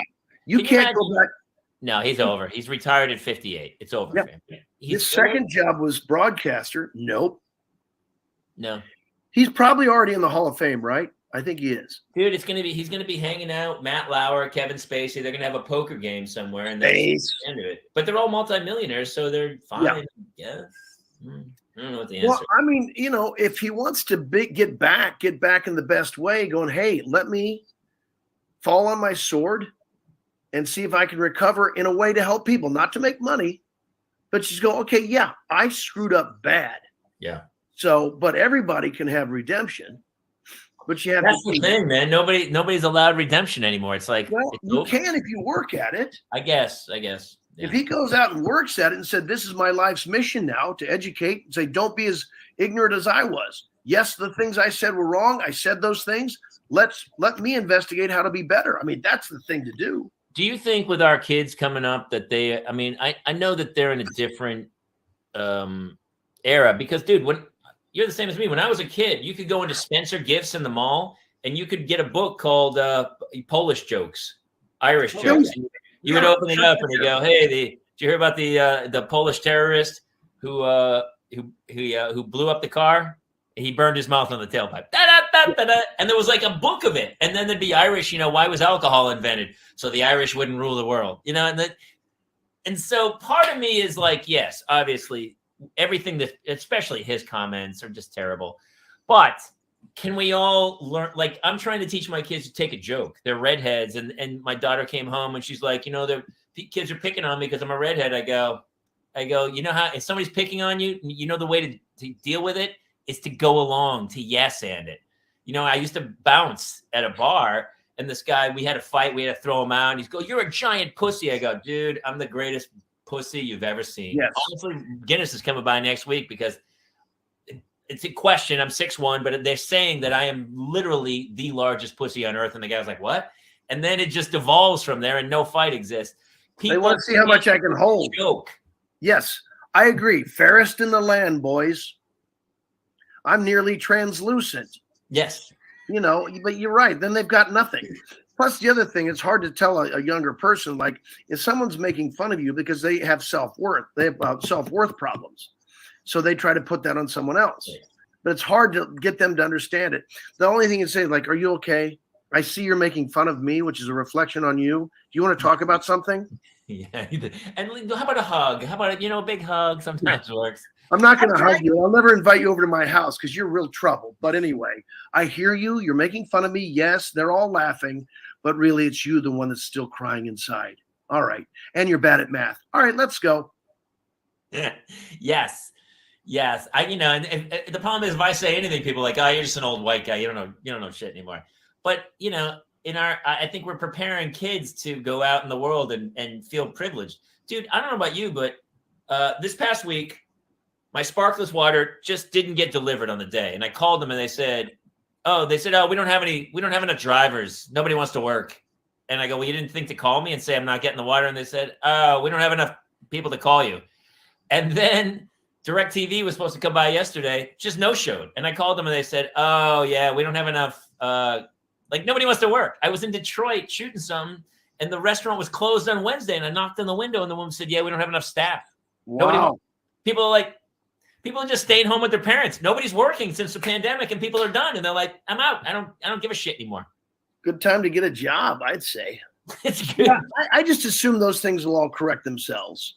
I guess at some point, but I feel like, especially with my kids, like even taking them to soccer and stuff, they just are so privileged that I feel like they're going to get out in the world and go, hey, I was promised a piece of cake. I'm confused. Where's the cake? it occurs to me when I'm standing in line in a different town at some coffee shop that's not one of the regular commercial ones, and it doesn't quite run as smoothly as I want in my head. And there's 4 kids in front of me in their early 20s, and they just can't figure out what to order. Yeah. And then I turn back at the guy behind me who's in his 50s, like, wow, we're in trouble. And he goes, yeah, right. But, you know, it's that thing of, I remember last night I was driving home. I was listening to the radio, NPR, Egghead.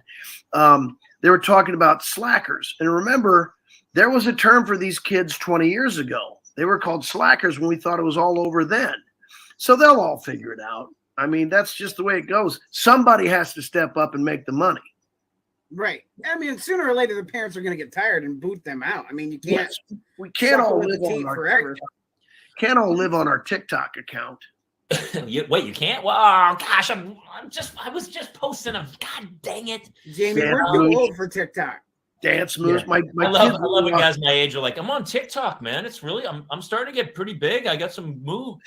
Jesus. No, you're not. So with 5 kids, I mean, like I got 2, and it's hard enough to motivate one to go. I mean, is it 5? Is it just like 5 pigs running away from you in the farm, where you're trying to like track down each one and go, wait, what are you up to? Are you in sports? What are you studying? If I was better equipped as a Mark Twain, I'd say, well, they all have to run back to the teat at some point. If you will withhold it, they'll do what you tell them. Yeah. I mean, it must be hard, though, to keep. I mean, because I'm the youngest of 6, and my father, like, he just drank Schlitz and smoked cigarettes every night at the kitchen table and just had his head down of, like, for the love of God.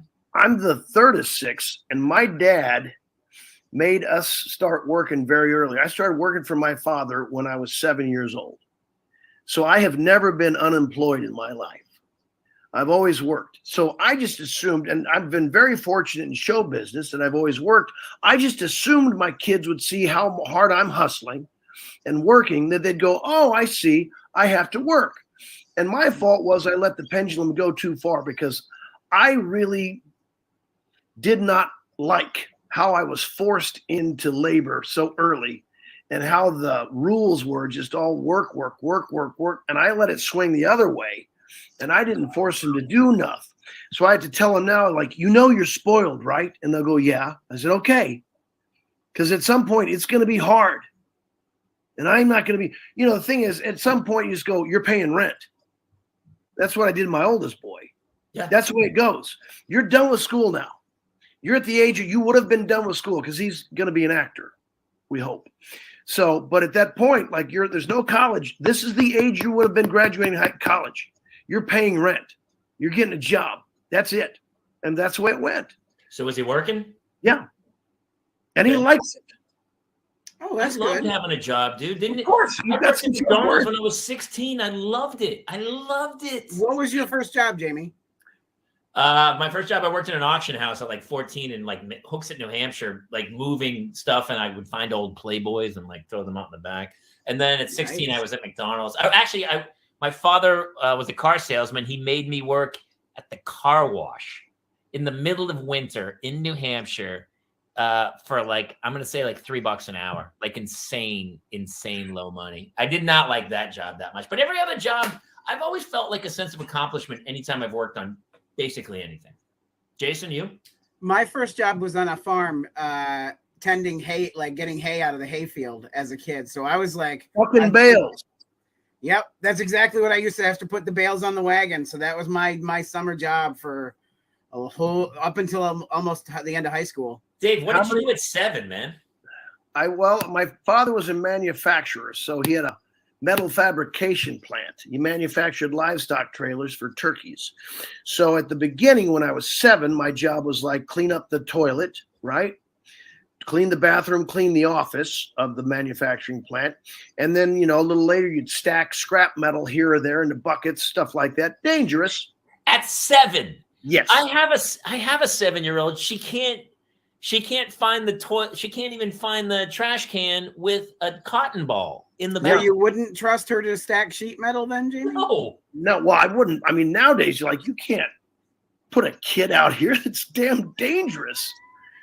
Did you grow up in the 1860s? Were you on a farm? 1867. Was John Steinbeck writing about you at the time? What is happening, dude?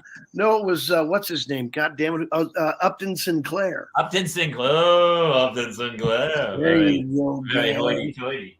That's funny, dude. What was your first like in your teens when you had a job and you were like saving money to buy a car to take girls out? What was that job? Well, I worked for my uncle Emil at a gas station beer joint restaurant.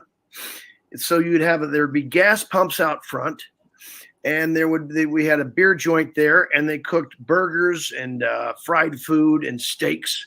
So you might be out there grilling. You go take someone's order, put a hamburger on the grill, hear the ding ding from now. The old days, somebody else would pump your gas, kids. There was an air hose.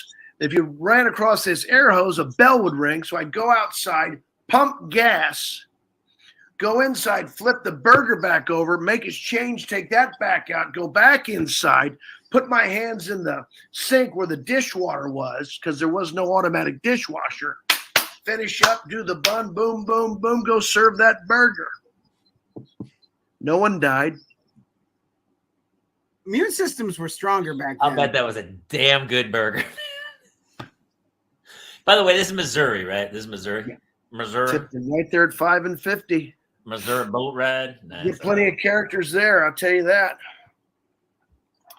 Oh my That's God. Awesome. So listen, let's go back to jobs for a little bit. But because here, I mean, it's so funny. I had such a work ethic when I was a young man. And I mean, obviously then did you go to Chicago to then start doing improv? No, I did. I was a poli-sci major. I went to Benedictine College in Atchison, Kansas for 2 years. It was a Catholic college. My parents insisted I go to a Catholic school. And then I went to the University of Missouri for a year. I was a poli-sci major and realized, oh shit, I'm not going to make it as a politician because I like people. I don't like screwing them over. So I quit going to classes so that you tend to fail out. And then I went with a buddy of mine. I knew about Second City because I'd read a couple books about Saturday Night Live. This is before the internet, kids, so you had to actually do some research. And I don't understand the concept. I know. A lot of them had gone to Second City, so I went, and I didn't know how this worked. I went there, saw a show, was blown away. Then I left, and I saw that they had this big poster. They taught classes. I was like, oh, that's how you get here. So I went back to Columbia, Missouri, where I was living, working 3 jobs, saved up my money, came back to Chicago, started taking classes. Who was in your classes back then? Chris Farley, Pat Finn, Tom Purcell, who's the head writer for Colbert. I mean, the people I came up with, Jamie, are the people you know, but it's the who's who. There was such a confluence of talent such as never been before and never will again. It was me, Carell, Colbert, Poehler, Fay, Brian Stack, you probably know, genius, Andy Richter, Rachel Dratch, Horatio Sands, Adam McKay.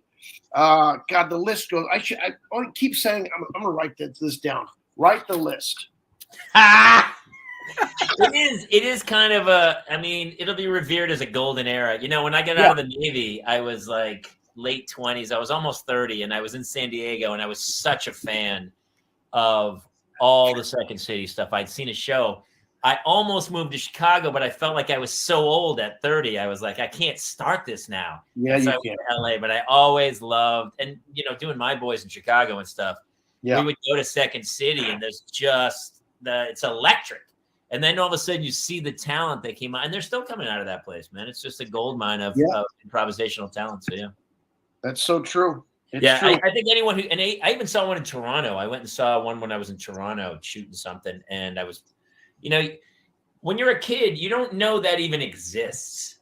Well, you do now because of Saturday Night Live. But back in those days, sketch and improv was still like this mystical world of like, wait, are they making this up? Now we know from Whose Line Is It Anyway or whatever show, but none of those shows were on. So when you went to see a show and you were like, people would leave and go, no, that's scripted. And you're like, no, dude, they made the whole thing up. They would be a herald of some sort. And your mind would just boosh. Yep. You see these people. It was fantastic, dude. I mean, for me, I still look back to that era of doing improv and sketch and just the camaraderie of it. You know, it's kind of lost at this point, but back at that time, it was like, oh, we did a show in front of 12 people, and we crushed it. Let's have fun. It was gold, man, gold. Yeah, I'm 59, still doing long form improvisation. They didn't have that back then. Nobody that old was still doing. No one, of course, long form didn't really exist back then, but that's the best part. Beer, shark, mice, kids. If we ever get past that, because actually, you know, Pete Holney's been on the show. Pat Finn's a good friend, and Neil Flynn, of course, from every show. Half the crew. Yeah, Paul Valancourt and Beer Shark Mice. Still, even when I moved to LA, actually, it was one of the first groups I saw, and I was just blown away. And I was like, because the five of you guys always just, you know, you were so in sync that it was kind of cool. Yeah. How did that group come together? Like, how did you guys form that? Well, we'd all known each other for a very long time in Chicago. Came out here and it's a different animal. So you kind of have to go, well, we're not going to leave this to chance of just showing up at the theater and going, who's down to play? So we created our insular group, and we're all friends. And so we just created that group. Holney did kind of pull it together because he likes the credit. But that's true. So yeah, it was just the five of us, and then it got to a point where someone was always missing every week, and Paul Valancourt is a brilliant improviser. So we brought Paul on just because we always wanted to have, you know, at least five guys playing. Yeah. So that's the crew. Yeah. Still. So then all of a sudden, but here's the beauty of that. Like, you're a single dude ripping it around, and then all of a sudden you come out to LA, you work a bit, and all of a sudden you're like, you know what? I'm pretty established. I'm working a bunch, and maybe I should have some kids and settle down and have 5 kids. And then you're like, I have 5 kids now. That's true. I tell you what, at one point, we did a run of shows. Beer Shark Mice did every Saturday night, 2 shows, if I'm right, I think, every Saturday for 10 years. And I think I already had twins at the point, and I'm leaving on a Saturday night to go to a show where I'm going to pay for parking, and I don't get paid in anything but booze. And the kids are going, where are you going, Dad? And then my now ex-wife said, yeah, where are you going? Really? You're going to go do a free improv show with your buddies? So after that, I stopped doing it every week. You know, it's kind of like, yeah, I guess. You know, but that was my bowling night, really. But it's Saturday night. Dude, like, so I don't go do stand-up sets like I used to do 5-6 nights a week. I'd be on stage at least 2 shows a night. No more, my wife would be, but here's what she doesn't understand. The same with my wife. She's like, what are you doing? How much are you getting paid for that show? And I'm like, well, I'm getting nothing. But you know how I booked all those TV shows? You know how Dave Koechner was in all those other shows? Because he got up every Saturday night and blew the room apart.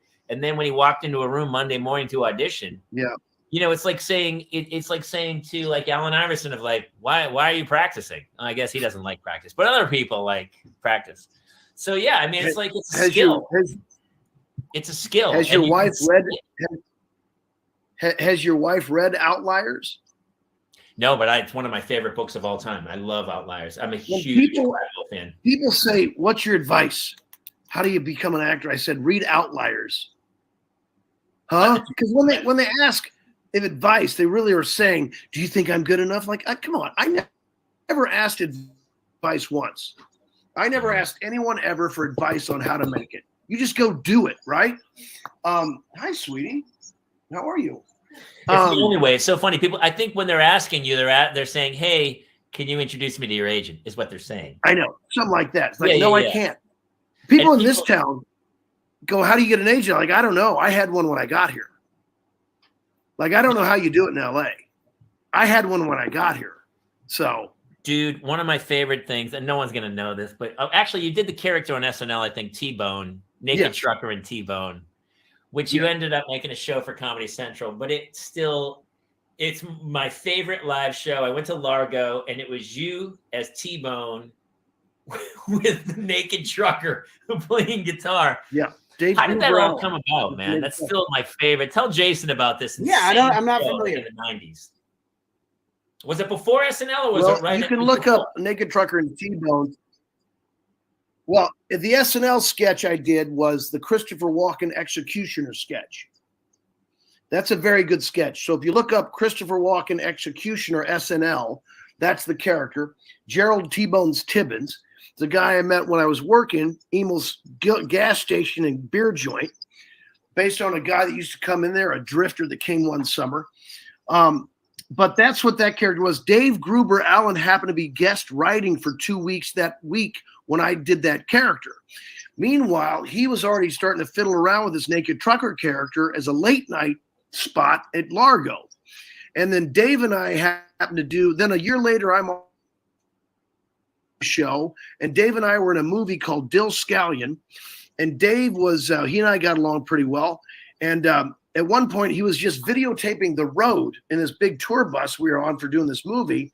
I'm like, what are you doing? He goes, I'm just filming some backdrop. I might put it as a sheet behind me while I'm doing my show, just to show miles and miles and miles of road. He goes, you should come on and do your T-Bones character as a guest some night. So I did that. He'd have me on for 10 minutes. And I did it for like 3 weeks in a row. And I said to him, I said, why don't I just stay up there with you? And so we were a late night show, and then we became, a mainstay, whatever it was, a early show. And we slowly put that show together. That was all improvised, basically.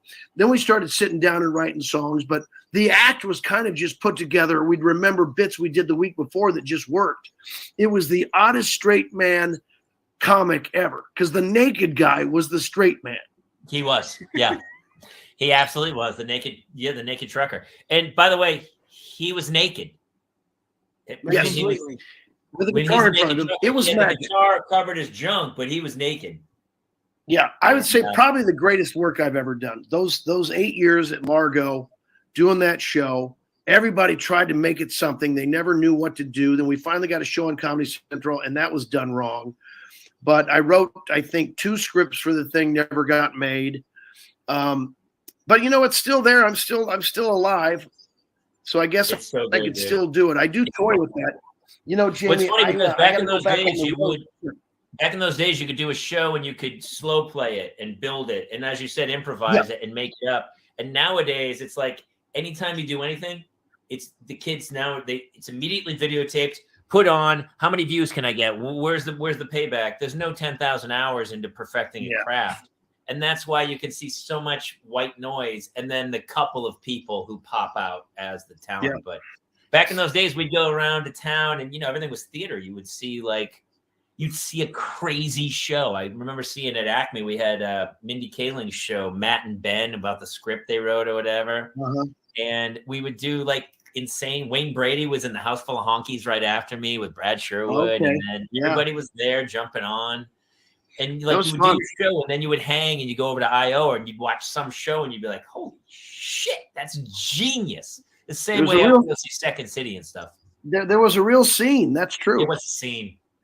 I would say stand-up's really strong in town right now. There's so many rooms. Yeah. The clubs are. I mean, I haven't been out in a minute, but clubs are generally full. And there's great talent everywhere, so it's really cool to see everybody, hitting it. So there's a lot of great stand-up right now. Yeah, I'm surprised it's lasted this long, because there's so many. You figure this is just going to be too saturated, but because there was kind of a bust in the 80s before the mid 90s, there was too much, and then everybody got in it. Not everybody was good, but I think you've got so much great talent out there nowadays that it's really very, very strong. Don't you think? It used to be when you did stand up, people would talk to you and go like, "Oh my God, I can't believe you do that. That's so terrifying. I would never get on stage." And now you go do a show, and the person after you is like a soccer mom who's like, "It's my first time on stage. It was so much fun." And you're like, "Oh my God, that's not the way stand up's supposed to go." Right. But all right. Yeah. Like everyone's done stand up at this point. It used to be this great fear, but not anymore. All right, Roseanne, go kill it. Yeah, that's what's happening. So. Hey, I got a story about my kid this week. So my daughter, we're driving our neighbor to school, and it was French fries day at the school. The magic French fries on Wednesday, and everyone, you get in the little newsletter, it goes $3. You got to bring $3 in for the French fries. So I've given both of my kids. Why? It's the chef's special French fries snack on some random Wednesday or something. It's a racket. It's a racket, but apparently the French fries are good. So my daughters have $3. So the little girl, the next door neighbor, we're talking about it. She goes, "Oh, I don't have $3." So I give her $3. I said, "Oh, don't worry about it." So I give her $3. And so this was like 2 weeks ago. And today Claire came home and she goes, Grace gave me an envelope, and she gave me my $3 back. And she kept the $3. And she goes, "I got $3. What?" And she was talking to her sister. She's like, what should we buy? And I go, "Oh, back up.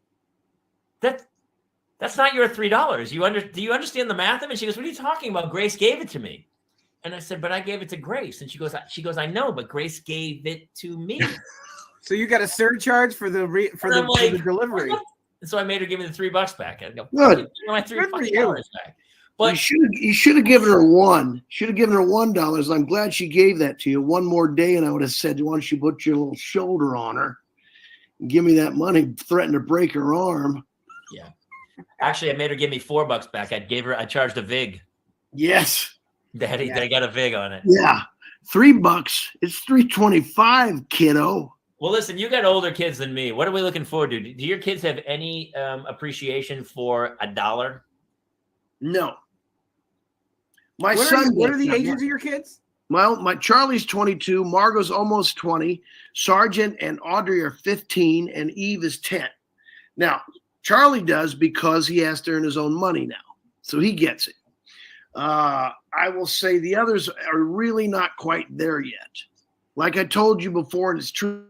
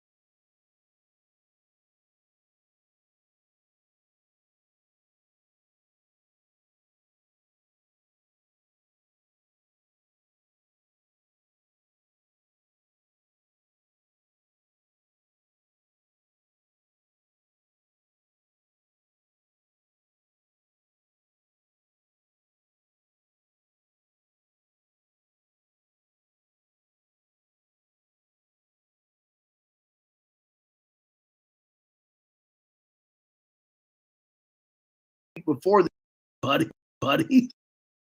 It's so much fun. And you're like, Oh my that's not God. the way stand-up's supposed to That's go. right. But yeah, That's all right. right. I get- Yeah. Like everyone's done stand-up at this point. It used to be All this right. great fear, but not anymore.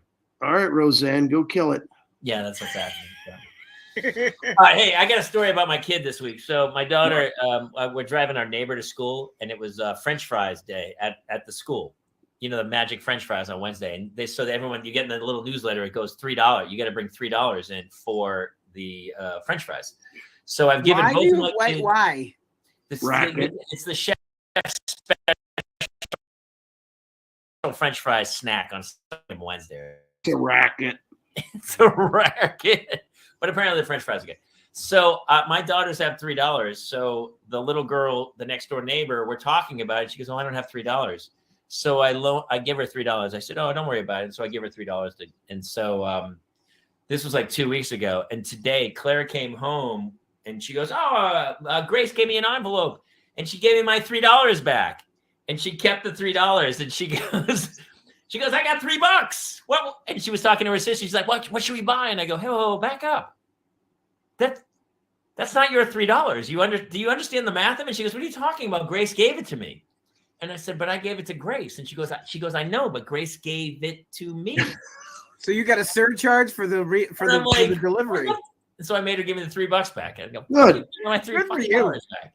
But you should have given her one. Should have given her $1. I'm glad she gave that to you. One more day, and I would have said, why don't you put your little shoulder on her and give me that money? Threatened to break her arm. Yeah. Actually, I made her give me $4 back. I charged a VIG. Yes. Daddy got a VIG on it. Yeah. $3. It's $3.25, kiddo. Well, listen, you got older kids than me. What are we looking forward to? Do your kids have any appreciation for $1? No. My What son. what are the ages of your kids?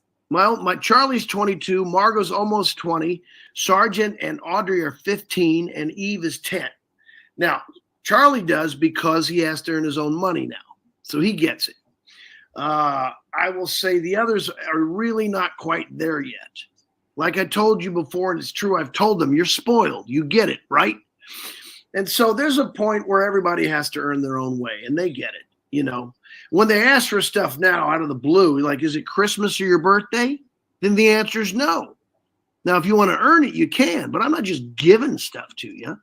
Because for a while I would, you just buy them stuff, but now if their phone's broken and it wasn't their fault, that's incredible. That's $1,000. $1,000.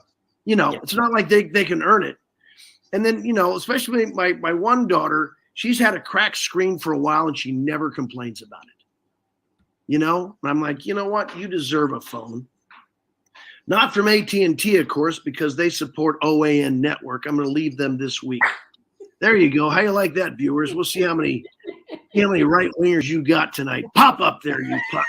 Tell me. They do. I saw the whole story. Yes, we're more than familiar with it. I didn't know that, but I'm definitely leaving AT&T. And really, any of those big companies that want to put their forefront into politics like that, well, that's messy.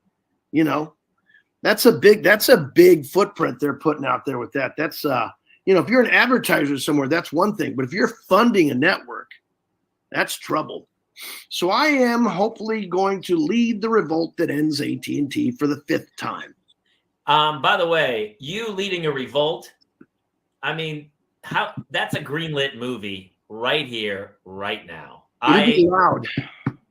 And the whole movie's about me trying to get people to come along with me. And nobody, I would follow your lead.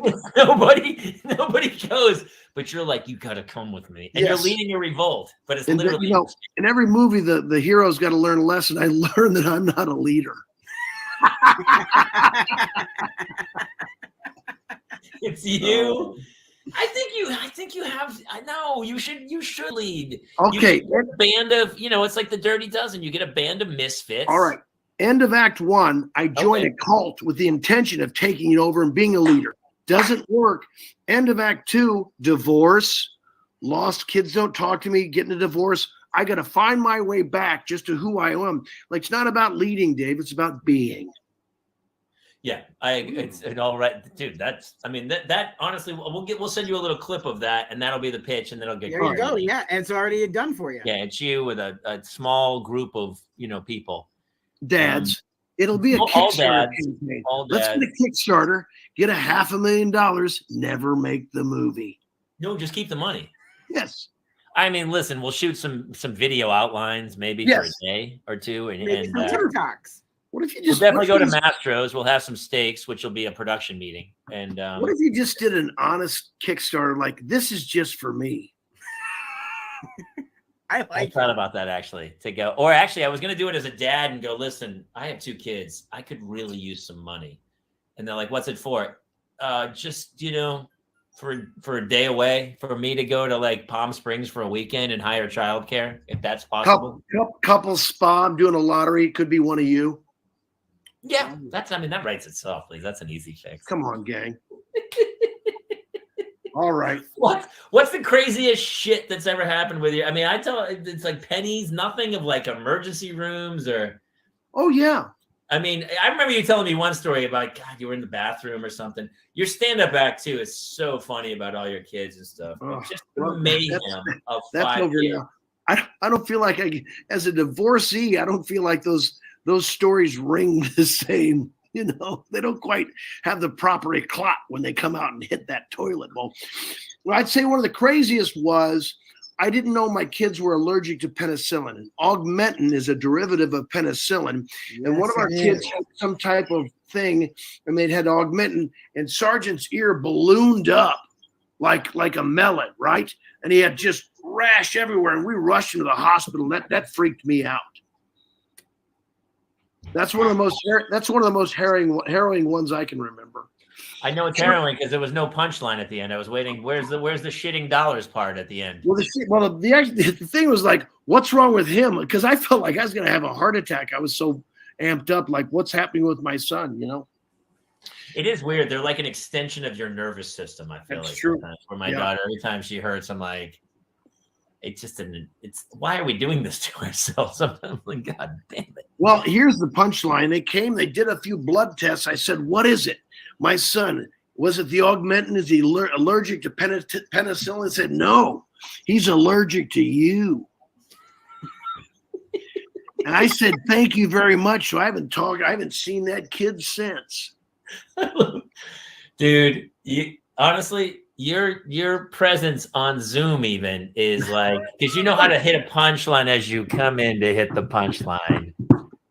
Nobody has better timing, my brother. Literally nobody has better timing. My bag is like a cement mixture filled with cement. Jason, you have any twin questions? Jason's really, and here we talked about this. We did a live show, dude. We've been doing some live shows as the Parents Lounge, and nice. We go out, and it came out. We started talking with the audience, and the real crime about having twins is you only get to have sex once, and you have to have 2 kids for it. It's really and you feel my pain there because it happened to you, but yours are boy girl, right? Yep. Yeah, I got robbed there, and I feel like I'm owed a bonus. Well, you know, you got 3 kids now. You've only been robbed of the rest of your life. How you going? And she tricked me. I mean, the whole thing was just a ruse. So, hey, we all got tricked, man. Yeah. Oh, it's all a scam. It's all a scam. They got you now. When you talk to people who don't have kids, who are older, like we've talked about this. I have a really good friend, and he's like maybe mid 40s, and he's like, I don't really want to have kids, but I also feel like if I don't get married and have kids, my life is pointless. And I go, there's the dilemma. And you right? go this. He summed it up pretty well. Pointless is fine. Now I know, but at the time I didn't understand that pointless was fine. When you go, oh, pointless is fine. Just, hang in New York for just be bi-coastal, have some drinks, and then say goodbye. It's great. Here's a joke that won't sit well with your listeners. One I came up with once. You know why men get married? Because the prospect of living a life of abject misery is better than a life of abject loneliness. A little bit of a thinker. Not really. No, it's pretty much right in the face. No, I got it. Right. I used to do a joke about the fact that I got to a certain age where all my friends were married with kids. And so it wasn't really a matter of like, I wanted to get married and have kids. But unfortunately, at that point, the only single guys were kind of like the people who you didn't really want to hang with all the time. And you're like, oh, shit, I guess I didn't get invited to like barbecues or family parties. Yeah. Like I didn't get invited to anything because I was the creepy, weird guy outside. And so I got married and had kids. But what I didn't realize is I was right at the age where everyone was getting divorced. And had I just waited for like another year or two, there would have been this whole influx of fish thrown back into the pond. But I'd already docked the boat and I was already like up in the clubhouse having drinks. And so my fishing days were over. Yeah. Well, we can all find love and happiness. You can try. Have you read the 5 love languages? I have. It's what I tell any couple that's going to get married. Read the 5 love languages. You should not have any resentments in your marriage. They should not exist. You can't have a relationship without resentment. All you got to do is try and speak up for yourself and say, that hurt my feelings. If your partner goes, get over it, get the fuck out of the relationship. Or they go, I'm sorry, what happened? Now you got a chance for a real deep and enduring love. I really think we need to start doing some minutes, some positive minutes with Dave Keckner. Yes, I agree. couldn't agree more, man, because my wife and I talk about it all the time, and she's 0 for 5. There's not a lot of it's in beats where you're like, really? So yeah, sometimes I think we get caught up in our moments. I think that book's amazing, and you gotta find at least one way to show your love, right? Yep. It's better than one of the 5. Well, So it's basically, also the concept of the book is that it gives you the archetypes of. There's 5 ways. communication and You want love. to tell them, Dave? What are the 5 ways? well, there's I don't know. There's acts of service. There's what's the one time spent together. But the point is this: that we all receive love differently, right? Yes. Something that might make you feel good might not make your partner feel good. For instance, someone brings me a cup of coffee, I'm pretty happy, right? That's all I need. Now, your partner might need a compliment. I don't need a compliment. Words of affirmation, old sheepskin's going to give them all of us to him right now. Words of affirmation. Physical. I think physical is one of them, isn't it? Physical touch, quality time, acts of service. Go ahead, Melissa. Give us all of them. Is gifts one? Gifting? Yeah. Melissa, do you know them all? Whatever they are. I'm not getting many. I'm not going to lie to you. Old Touch. beaver pelt. You're going to give us the rest of them? Touch. That means physical touch. Sure. Mine is acts of harm. Quality time. I mean, it's still touch. I mean, yeah, it's still. Quality time. Go ahead, pelt. Acts of service. Come on. Hell, we're giving her half the quiz. She's made a macrame dream catcher where it's actually all 5 of them are written into it. It's pretty amazing. Yes. We'll be selling them online soon. She's touring with you and selling them at the merch table after your shows. Yep. There's tie-dye shirts, and it's emblazoned on the back. It's fantastic. That's good. I'm gonna hop on Acts of Teespring. service. Yeah. You've got 4. What's the 5th one? Words of affirmation, touch, Oh, I can't quality remember. time, acts of service. Oh, 5th one is anti-vax. It's more. I think the 5th one's more touching. I think it's heavy. I think it's heavy. No one can remember the last one. Isn't that still touch? Physical touch we already got. Yeah. Someone's got a You goddamn. got them all. Well, yeah, I think he said them all. But yes. So yeah. But here's what's funny, dude. I've talked about this before too, about the fact that there should be a questionnaire before you get married. Like Yes. even now, I actually have a friend. They were going to a wedding, and the wedding was vax only. You had to be vaxxed to go to the wedding, and one of the people wasn't vaxxed, and there was a huge fight between the two of them because he wanted to go to the wedding, but she wasn't vaxxed, and so they couldn't go. And Fuck off. it was a big problem. And so there should be a questionnaire because let's face facts. You meet some hottie you're attracted to in a bar. You have incredible sexual chemistry. You're like, this is working. We should raise kids. And all of a sudden you're like, wow, we don't believe in anything the same. That's right. Yeah, it's tricky. That's what dating is supposed to be, but you end up getting fucked up the whole time you're dating. You don't really get to know each other. You're just having a good time. I got a boyfriend. I got a girlfriend. Woohoo! Yeah. Then you meet each other about a week after you're married. Like, oh shit. Yeah. And then you're married. You're like, is it possible to have sex sober? This is weird. Right? It feels Wait, what's that like? You saying everything in the Bible is literally true? That's what you believe? Oh no.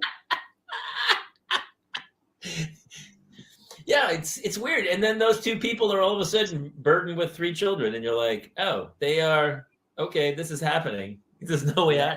And that's why, like, I used to before I had kids, I would see a guy who, some guy would like desert his family. I go, I don't understand that. How could you do that? And listen, I don't justify it. I don't condone it, but I understand it. I totally understand it. I would never do it. I don't think, but I totally. I would. I know you would. I did.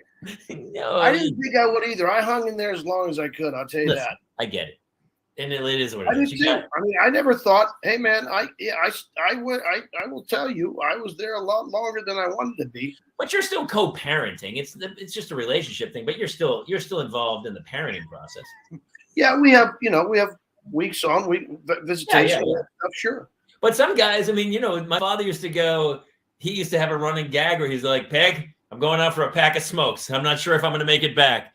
And it was a joke, but there's always a little truth in every joke. And part of me would go like, is that guy coming back? And Right. now looking back, I'm like, I can't believe that guy came back because I tormented that poor dude. Yeah. Oh well. Patience. There you have it. I got nothing else. Honestly, we've already gone over time, dude. Yeah. Listen, this was the most So much fun, man. So beautiful chat. We love you so much. And honestly, when we told people you were doing the show, people were blown away. They're like, so excited to see you. You're just a comedy icon. And so it is crazy though. You're such a, I know whatever you're dealing with or whatever, but you got 5 really great kids, and it's pretty exciting. And it's cool. And you That's gave me true. some I do pretty have great great print advice. You must have done They're something great right. kids. You got pretty good kids, man. That's true. National Champions comes out sometime in November. It's a movie about college players striking 48 hours before the national championship game. It is a drama. That's right. Old Fatty got himself in a drama. Also, this Christmas, a movie I could not turn down, took a small part in a movie. Wait for it. It'll be on a streaming platform. How the Bitch Stole Christmas. That's right. It's a drag queen Christmas movie. How could I not? Nick Hoff says, but he has 6 kids. I only have 5, Hoff. Get over here. Just Get some over batter it, in the Hoff. cement Get mixer, ready to high. go. How many shows are you on? How many TV shows are you on right now? Just the Goldbergs, to my knowledge. Just the Goldbergs. Until this next season comes out, and then Yes. whoever's like in dire need of somebody funny you're gonna get it. Oh, God, would it be great to just get phone calls and go, "Hey, you're working tomorrow." Oh, yeah, that would be fantastic. Your body of work stands for yourself, my brother. We're getting to the point where we're all going to create our own stuff, and it's going to be put in the hands of the creators, mark my words, and we're not going to need them to decide, oh, you should do this, or no, you can't do that. Like, I'm going to do whatever I damn well please. We're heading there. We're getting there. You're doing it right now. Feel that way. Dude, they're already there. The YouTube kids networks are trying to get them, and the guys. Did you see Kim Kardashian on Saturday Night Live? Her joke was so true because she goes, normally I have 360 million people who watch everything I do. Tonight on SNL, only 10 million people are going to see this. Oh my God, that's funny. She goes, so it's kind of like a casual night at home for me. And it was totally a joke, and it got a good laugh. But I was like, she's absolutely right. Those YouTube kids are like, why would I take a pay cut to go back to TV when I'm making way more money than anyone who's on television right now? You know why they watch Kim Kardashian every week on her show, 360 million? Is this week she's going to blow a dude again? It's fair. I mean, I don't know. It's been a long time, I think, since. And I don't Come know on. that, Wait a minute. You asked me earlier how I got my start. Second City, doing hours and hours of shows. How did she get her start in show business? I blew a dude on camera. That's the honest to God's truth. And her mother released the video, by the way. Of course. Wait, her mom did? Yeah. Of course. Yeah, her mother's a genius. But listen, I mean, if there was a video of me like that, and then in a few years I was a billionaire, I might not have too much of. She actually did a joke about it too. Obviously, she didn't write one of the jokes, but she said, she goes, I know most people on SNL have they're here for a movie premiere.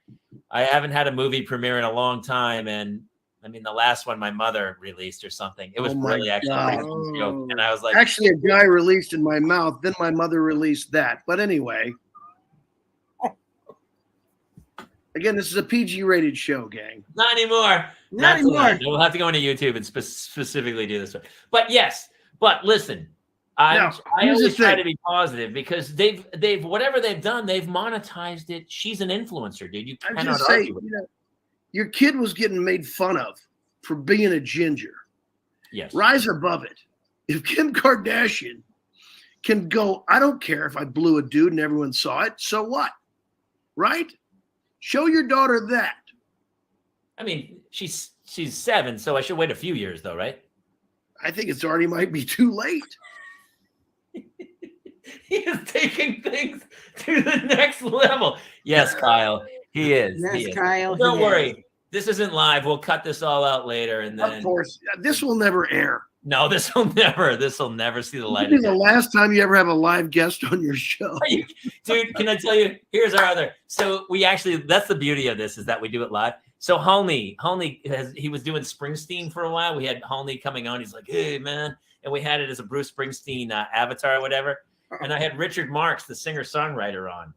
And all of a sudden, Holney thinks he's funny, and he is just ripping Richard Marx live. He's like, hey, man, that's your hair. Hey, man, I beat you for a Grammy back in the day. And Richard Marx was not happy about it. And to his credit, I was like, yeah, Pete, you're kind of being a dick about it. But it was Springsteen. So I was like, hey, Bruce, you need to calm down. But yes, it was live. And after that night, we were like, maybe we shouldn't go live. But then we were like, no, live is everything, baby. That's right. All right. Listen, God bless you. I love you. Going. Good to meet you. You too, man. Thank you very much for coming on. Good luck with those twins. ladies and gentlemen, this might be our last show we ever are allowed to do on StreamYard. But honestly, go find Dave Koechner online. On his Instagram's amazing.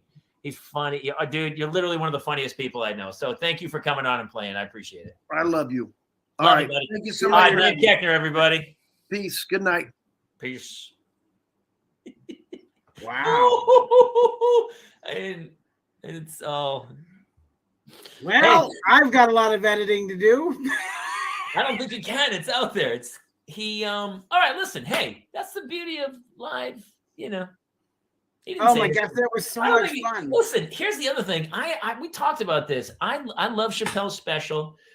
I am in a place where I'm like, listen, we're gonna talk. I never want to hurt anybody's feeling or anything, but let's get back to some normalcy where we can all kind of laugh and have a joke. I mean, obviously, Dave Koechner is always joking. He's being funny, so I don't think anything he said was too far out of line. Look, if you came to this show to get some sort of nugget of wisdom, it is you who needs redirection. Yeah. He went, he did go a little blue. We don't typically go that blue. But the guy's got 5 kids. He's obviously, there's some stress levels there and he needed a vent. And honestly, I hope we helped him tonight, vent it out a little bit. Also, he's not playing a character on The Office. That's just him. He's not playing a character on much. He's just, listen, when people are that funny, they have a natural cadence. I always say him, Harlan Williams. There's a handful of people that can say any words and it just comes out funny. And you're like, I've done stand-up shows with Koechner and it's like the audience is just mesmerized. And as we all are, there's people like that. When I moved to Hollywood and I was becoming a comic and an actor, I thought I was super funny. And I'm a pretty funny guy. But you see guys, Will Ferrell. I saw him on stage back in the Groundling days. You're like, holy cow, that dude doesn't matter what he says. There's a cadence, there's a weird thing to it where you're like, it's just blindingly funny. So yeah. You had warned me ahead of time before Dave came in. He's like, when he gets here, just sit down and hang on and we're going for a ride. And you were not He hit it right out of the chute too. I was like, out of the chute. I didn't know it was gonna be that crazy of a ride, but it was he's the best, man. So I love that. It was super fun. It was super good to meet him. So the audience seemed to like it because the fans liked it. Some were a little confused. Speaking of movies and speaking of dramas, I want to give one little shout out to a movie I did that just premiered on Lifetime. If you guys are a lot of the girls out there are Lifetime fans, I did a movie called List of a Lifetime. It was originally called Breast Cancer Bucket List, and there's Shannon Doherty, Kelly Hu, Sylvia Kwan, Roxy Shih, who was the director. And it's on Lifetime. It's running this month. It just premiered a couple days ago. And it's super cool because this month is Breast Cancer Awareness Month. And the whole Shannon Doherty, who has had breast cancer, it was really cool to work with her again. And I just thought it was very cool to be a part of this crazy project that went out. And a drama for you too, right? Yeah. It was crazy because we were shooting and the whole time I was like, I'm a comic. And in every scene they were like just tears streaming down their face every take. And I was like, holy cow, these people are really talented actors. And then they turned the camera around on me and they were trying to get me to cry. And I was like looking at my daughter and I like one take, I actually teared up and it came down. And I was like, she goes, cut. And I was almost like, I did it. A tear came down. And she's like, yeah, that was great. That's the master. We're going to punch in now. Can you do it again? I was like, I don't know. And so I tried to muster it again a couple times. Did it happen again? I mean, barely, but the great one was in the master. And these people can replicate it every single take. And they were so talented and I was blown away and it was really great. And I did find it, but it was super hard for me. It was like one of the hardest jobs I've ever done to be to cry on cue. It was super hard. I mean, luckily as a parent, I was able to do it more so than before I was. All I did was kind of like think about. Stephanie Bruce, thank you. Yeah, you'll like the movie. It's actually really cool, and it's kind of it's a sweet little story on Lifetime. But it was really great to do a drama and be like the heavy guy who's like my baby girl. It was good. And that was Patricia Velasquez from The Mummy, right? Where? Just in that picture, isn't that Patricia Velasquez? Oh, I don't think it is. No, it looks like her. Are you sure? I don't know. On the far right? No, it's not. She looks just like her. She's way younger, but yes. Wow. Yes. Okay. I was gonna say, man, she's holding together. That was a different girl. But yeah. That was a fun show tonight. We should wrap and get out of here. What else do we need to tell people? Where you can find us, we're here every Tuesday night, 10 p.m. Eastern, 7 p.m. Pacific at facebook.com/The Parents Lounge, youtube.com/Jamie Kaler, and twitch.tv/The TPL Show. You can find our Instagram at The Parents Lounge, and you can find us at Jason Gowan and at Jamie Kaler. And finally, we are on the audio version of the podcast on iTunes and anywhere you get your podcasts. I don't know if Bob Saget has kids. He said somebody get Bob Saget. Yeah, we'll work on Bob Saget. I think he does. We got some other ones. Matt Lesher's coming in from Narcos Mexico. We have a special Halloween episode coming up. A very special Halloween episode with some of our favorites. You can tip it. Yeah, so a good buddy of mine who I actually started down the road of the paranormal with, Greg Newkirk, from Hellier and Haunted Live and a million other paranormal shows. He and his wife Dana, who you've seen in all those things, are coming on here for a Halloween special on the 25th, and they're going to talk to us about kids and hauntings for our special Halloween episode. That'll be super cool. So we actually have a full month of guests kind of hitting out. Ever since we did the live show, people have been reaching out to come on the show. So we have some really amazing guests coming up, and especially you can see it tonight with Dave Keckner. So that was really fun. All right. Anything else? No. And we'll see you guys next week. See you guys. Good night, everybody. See you next week.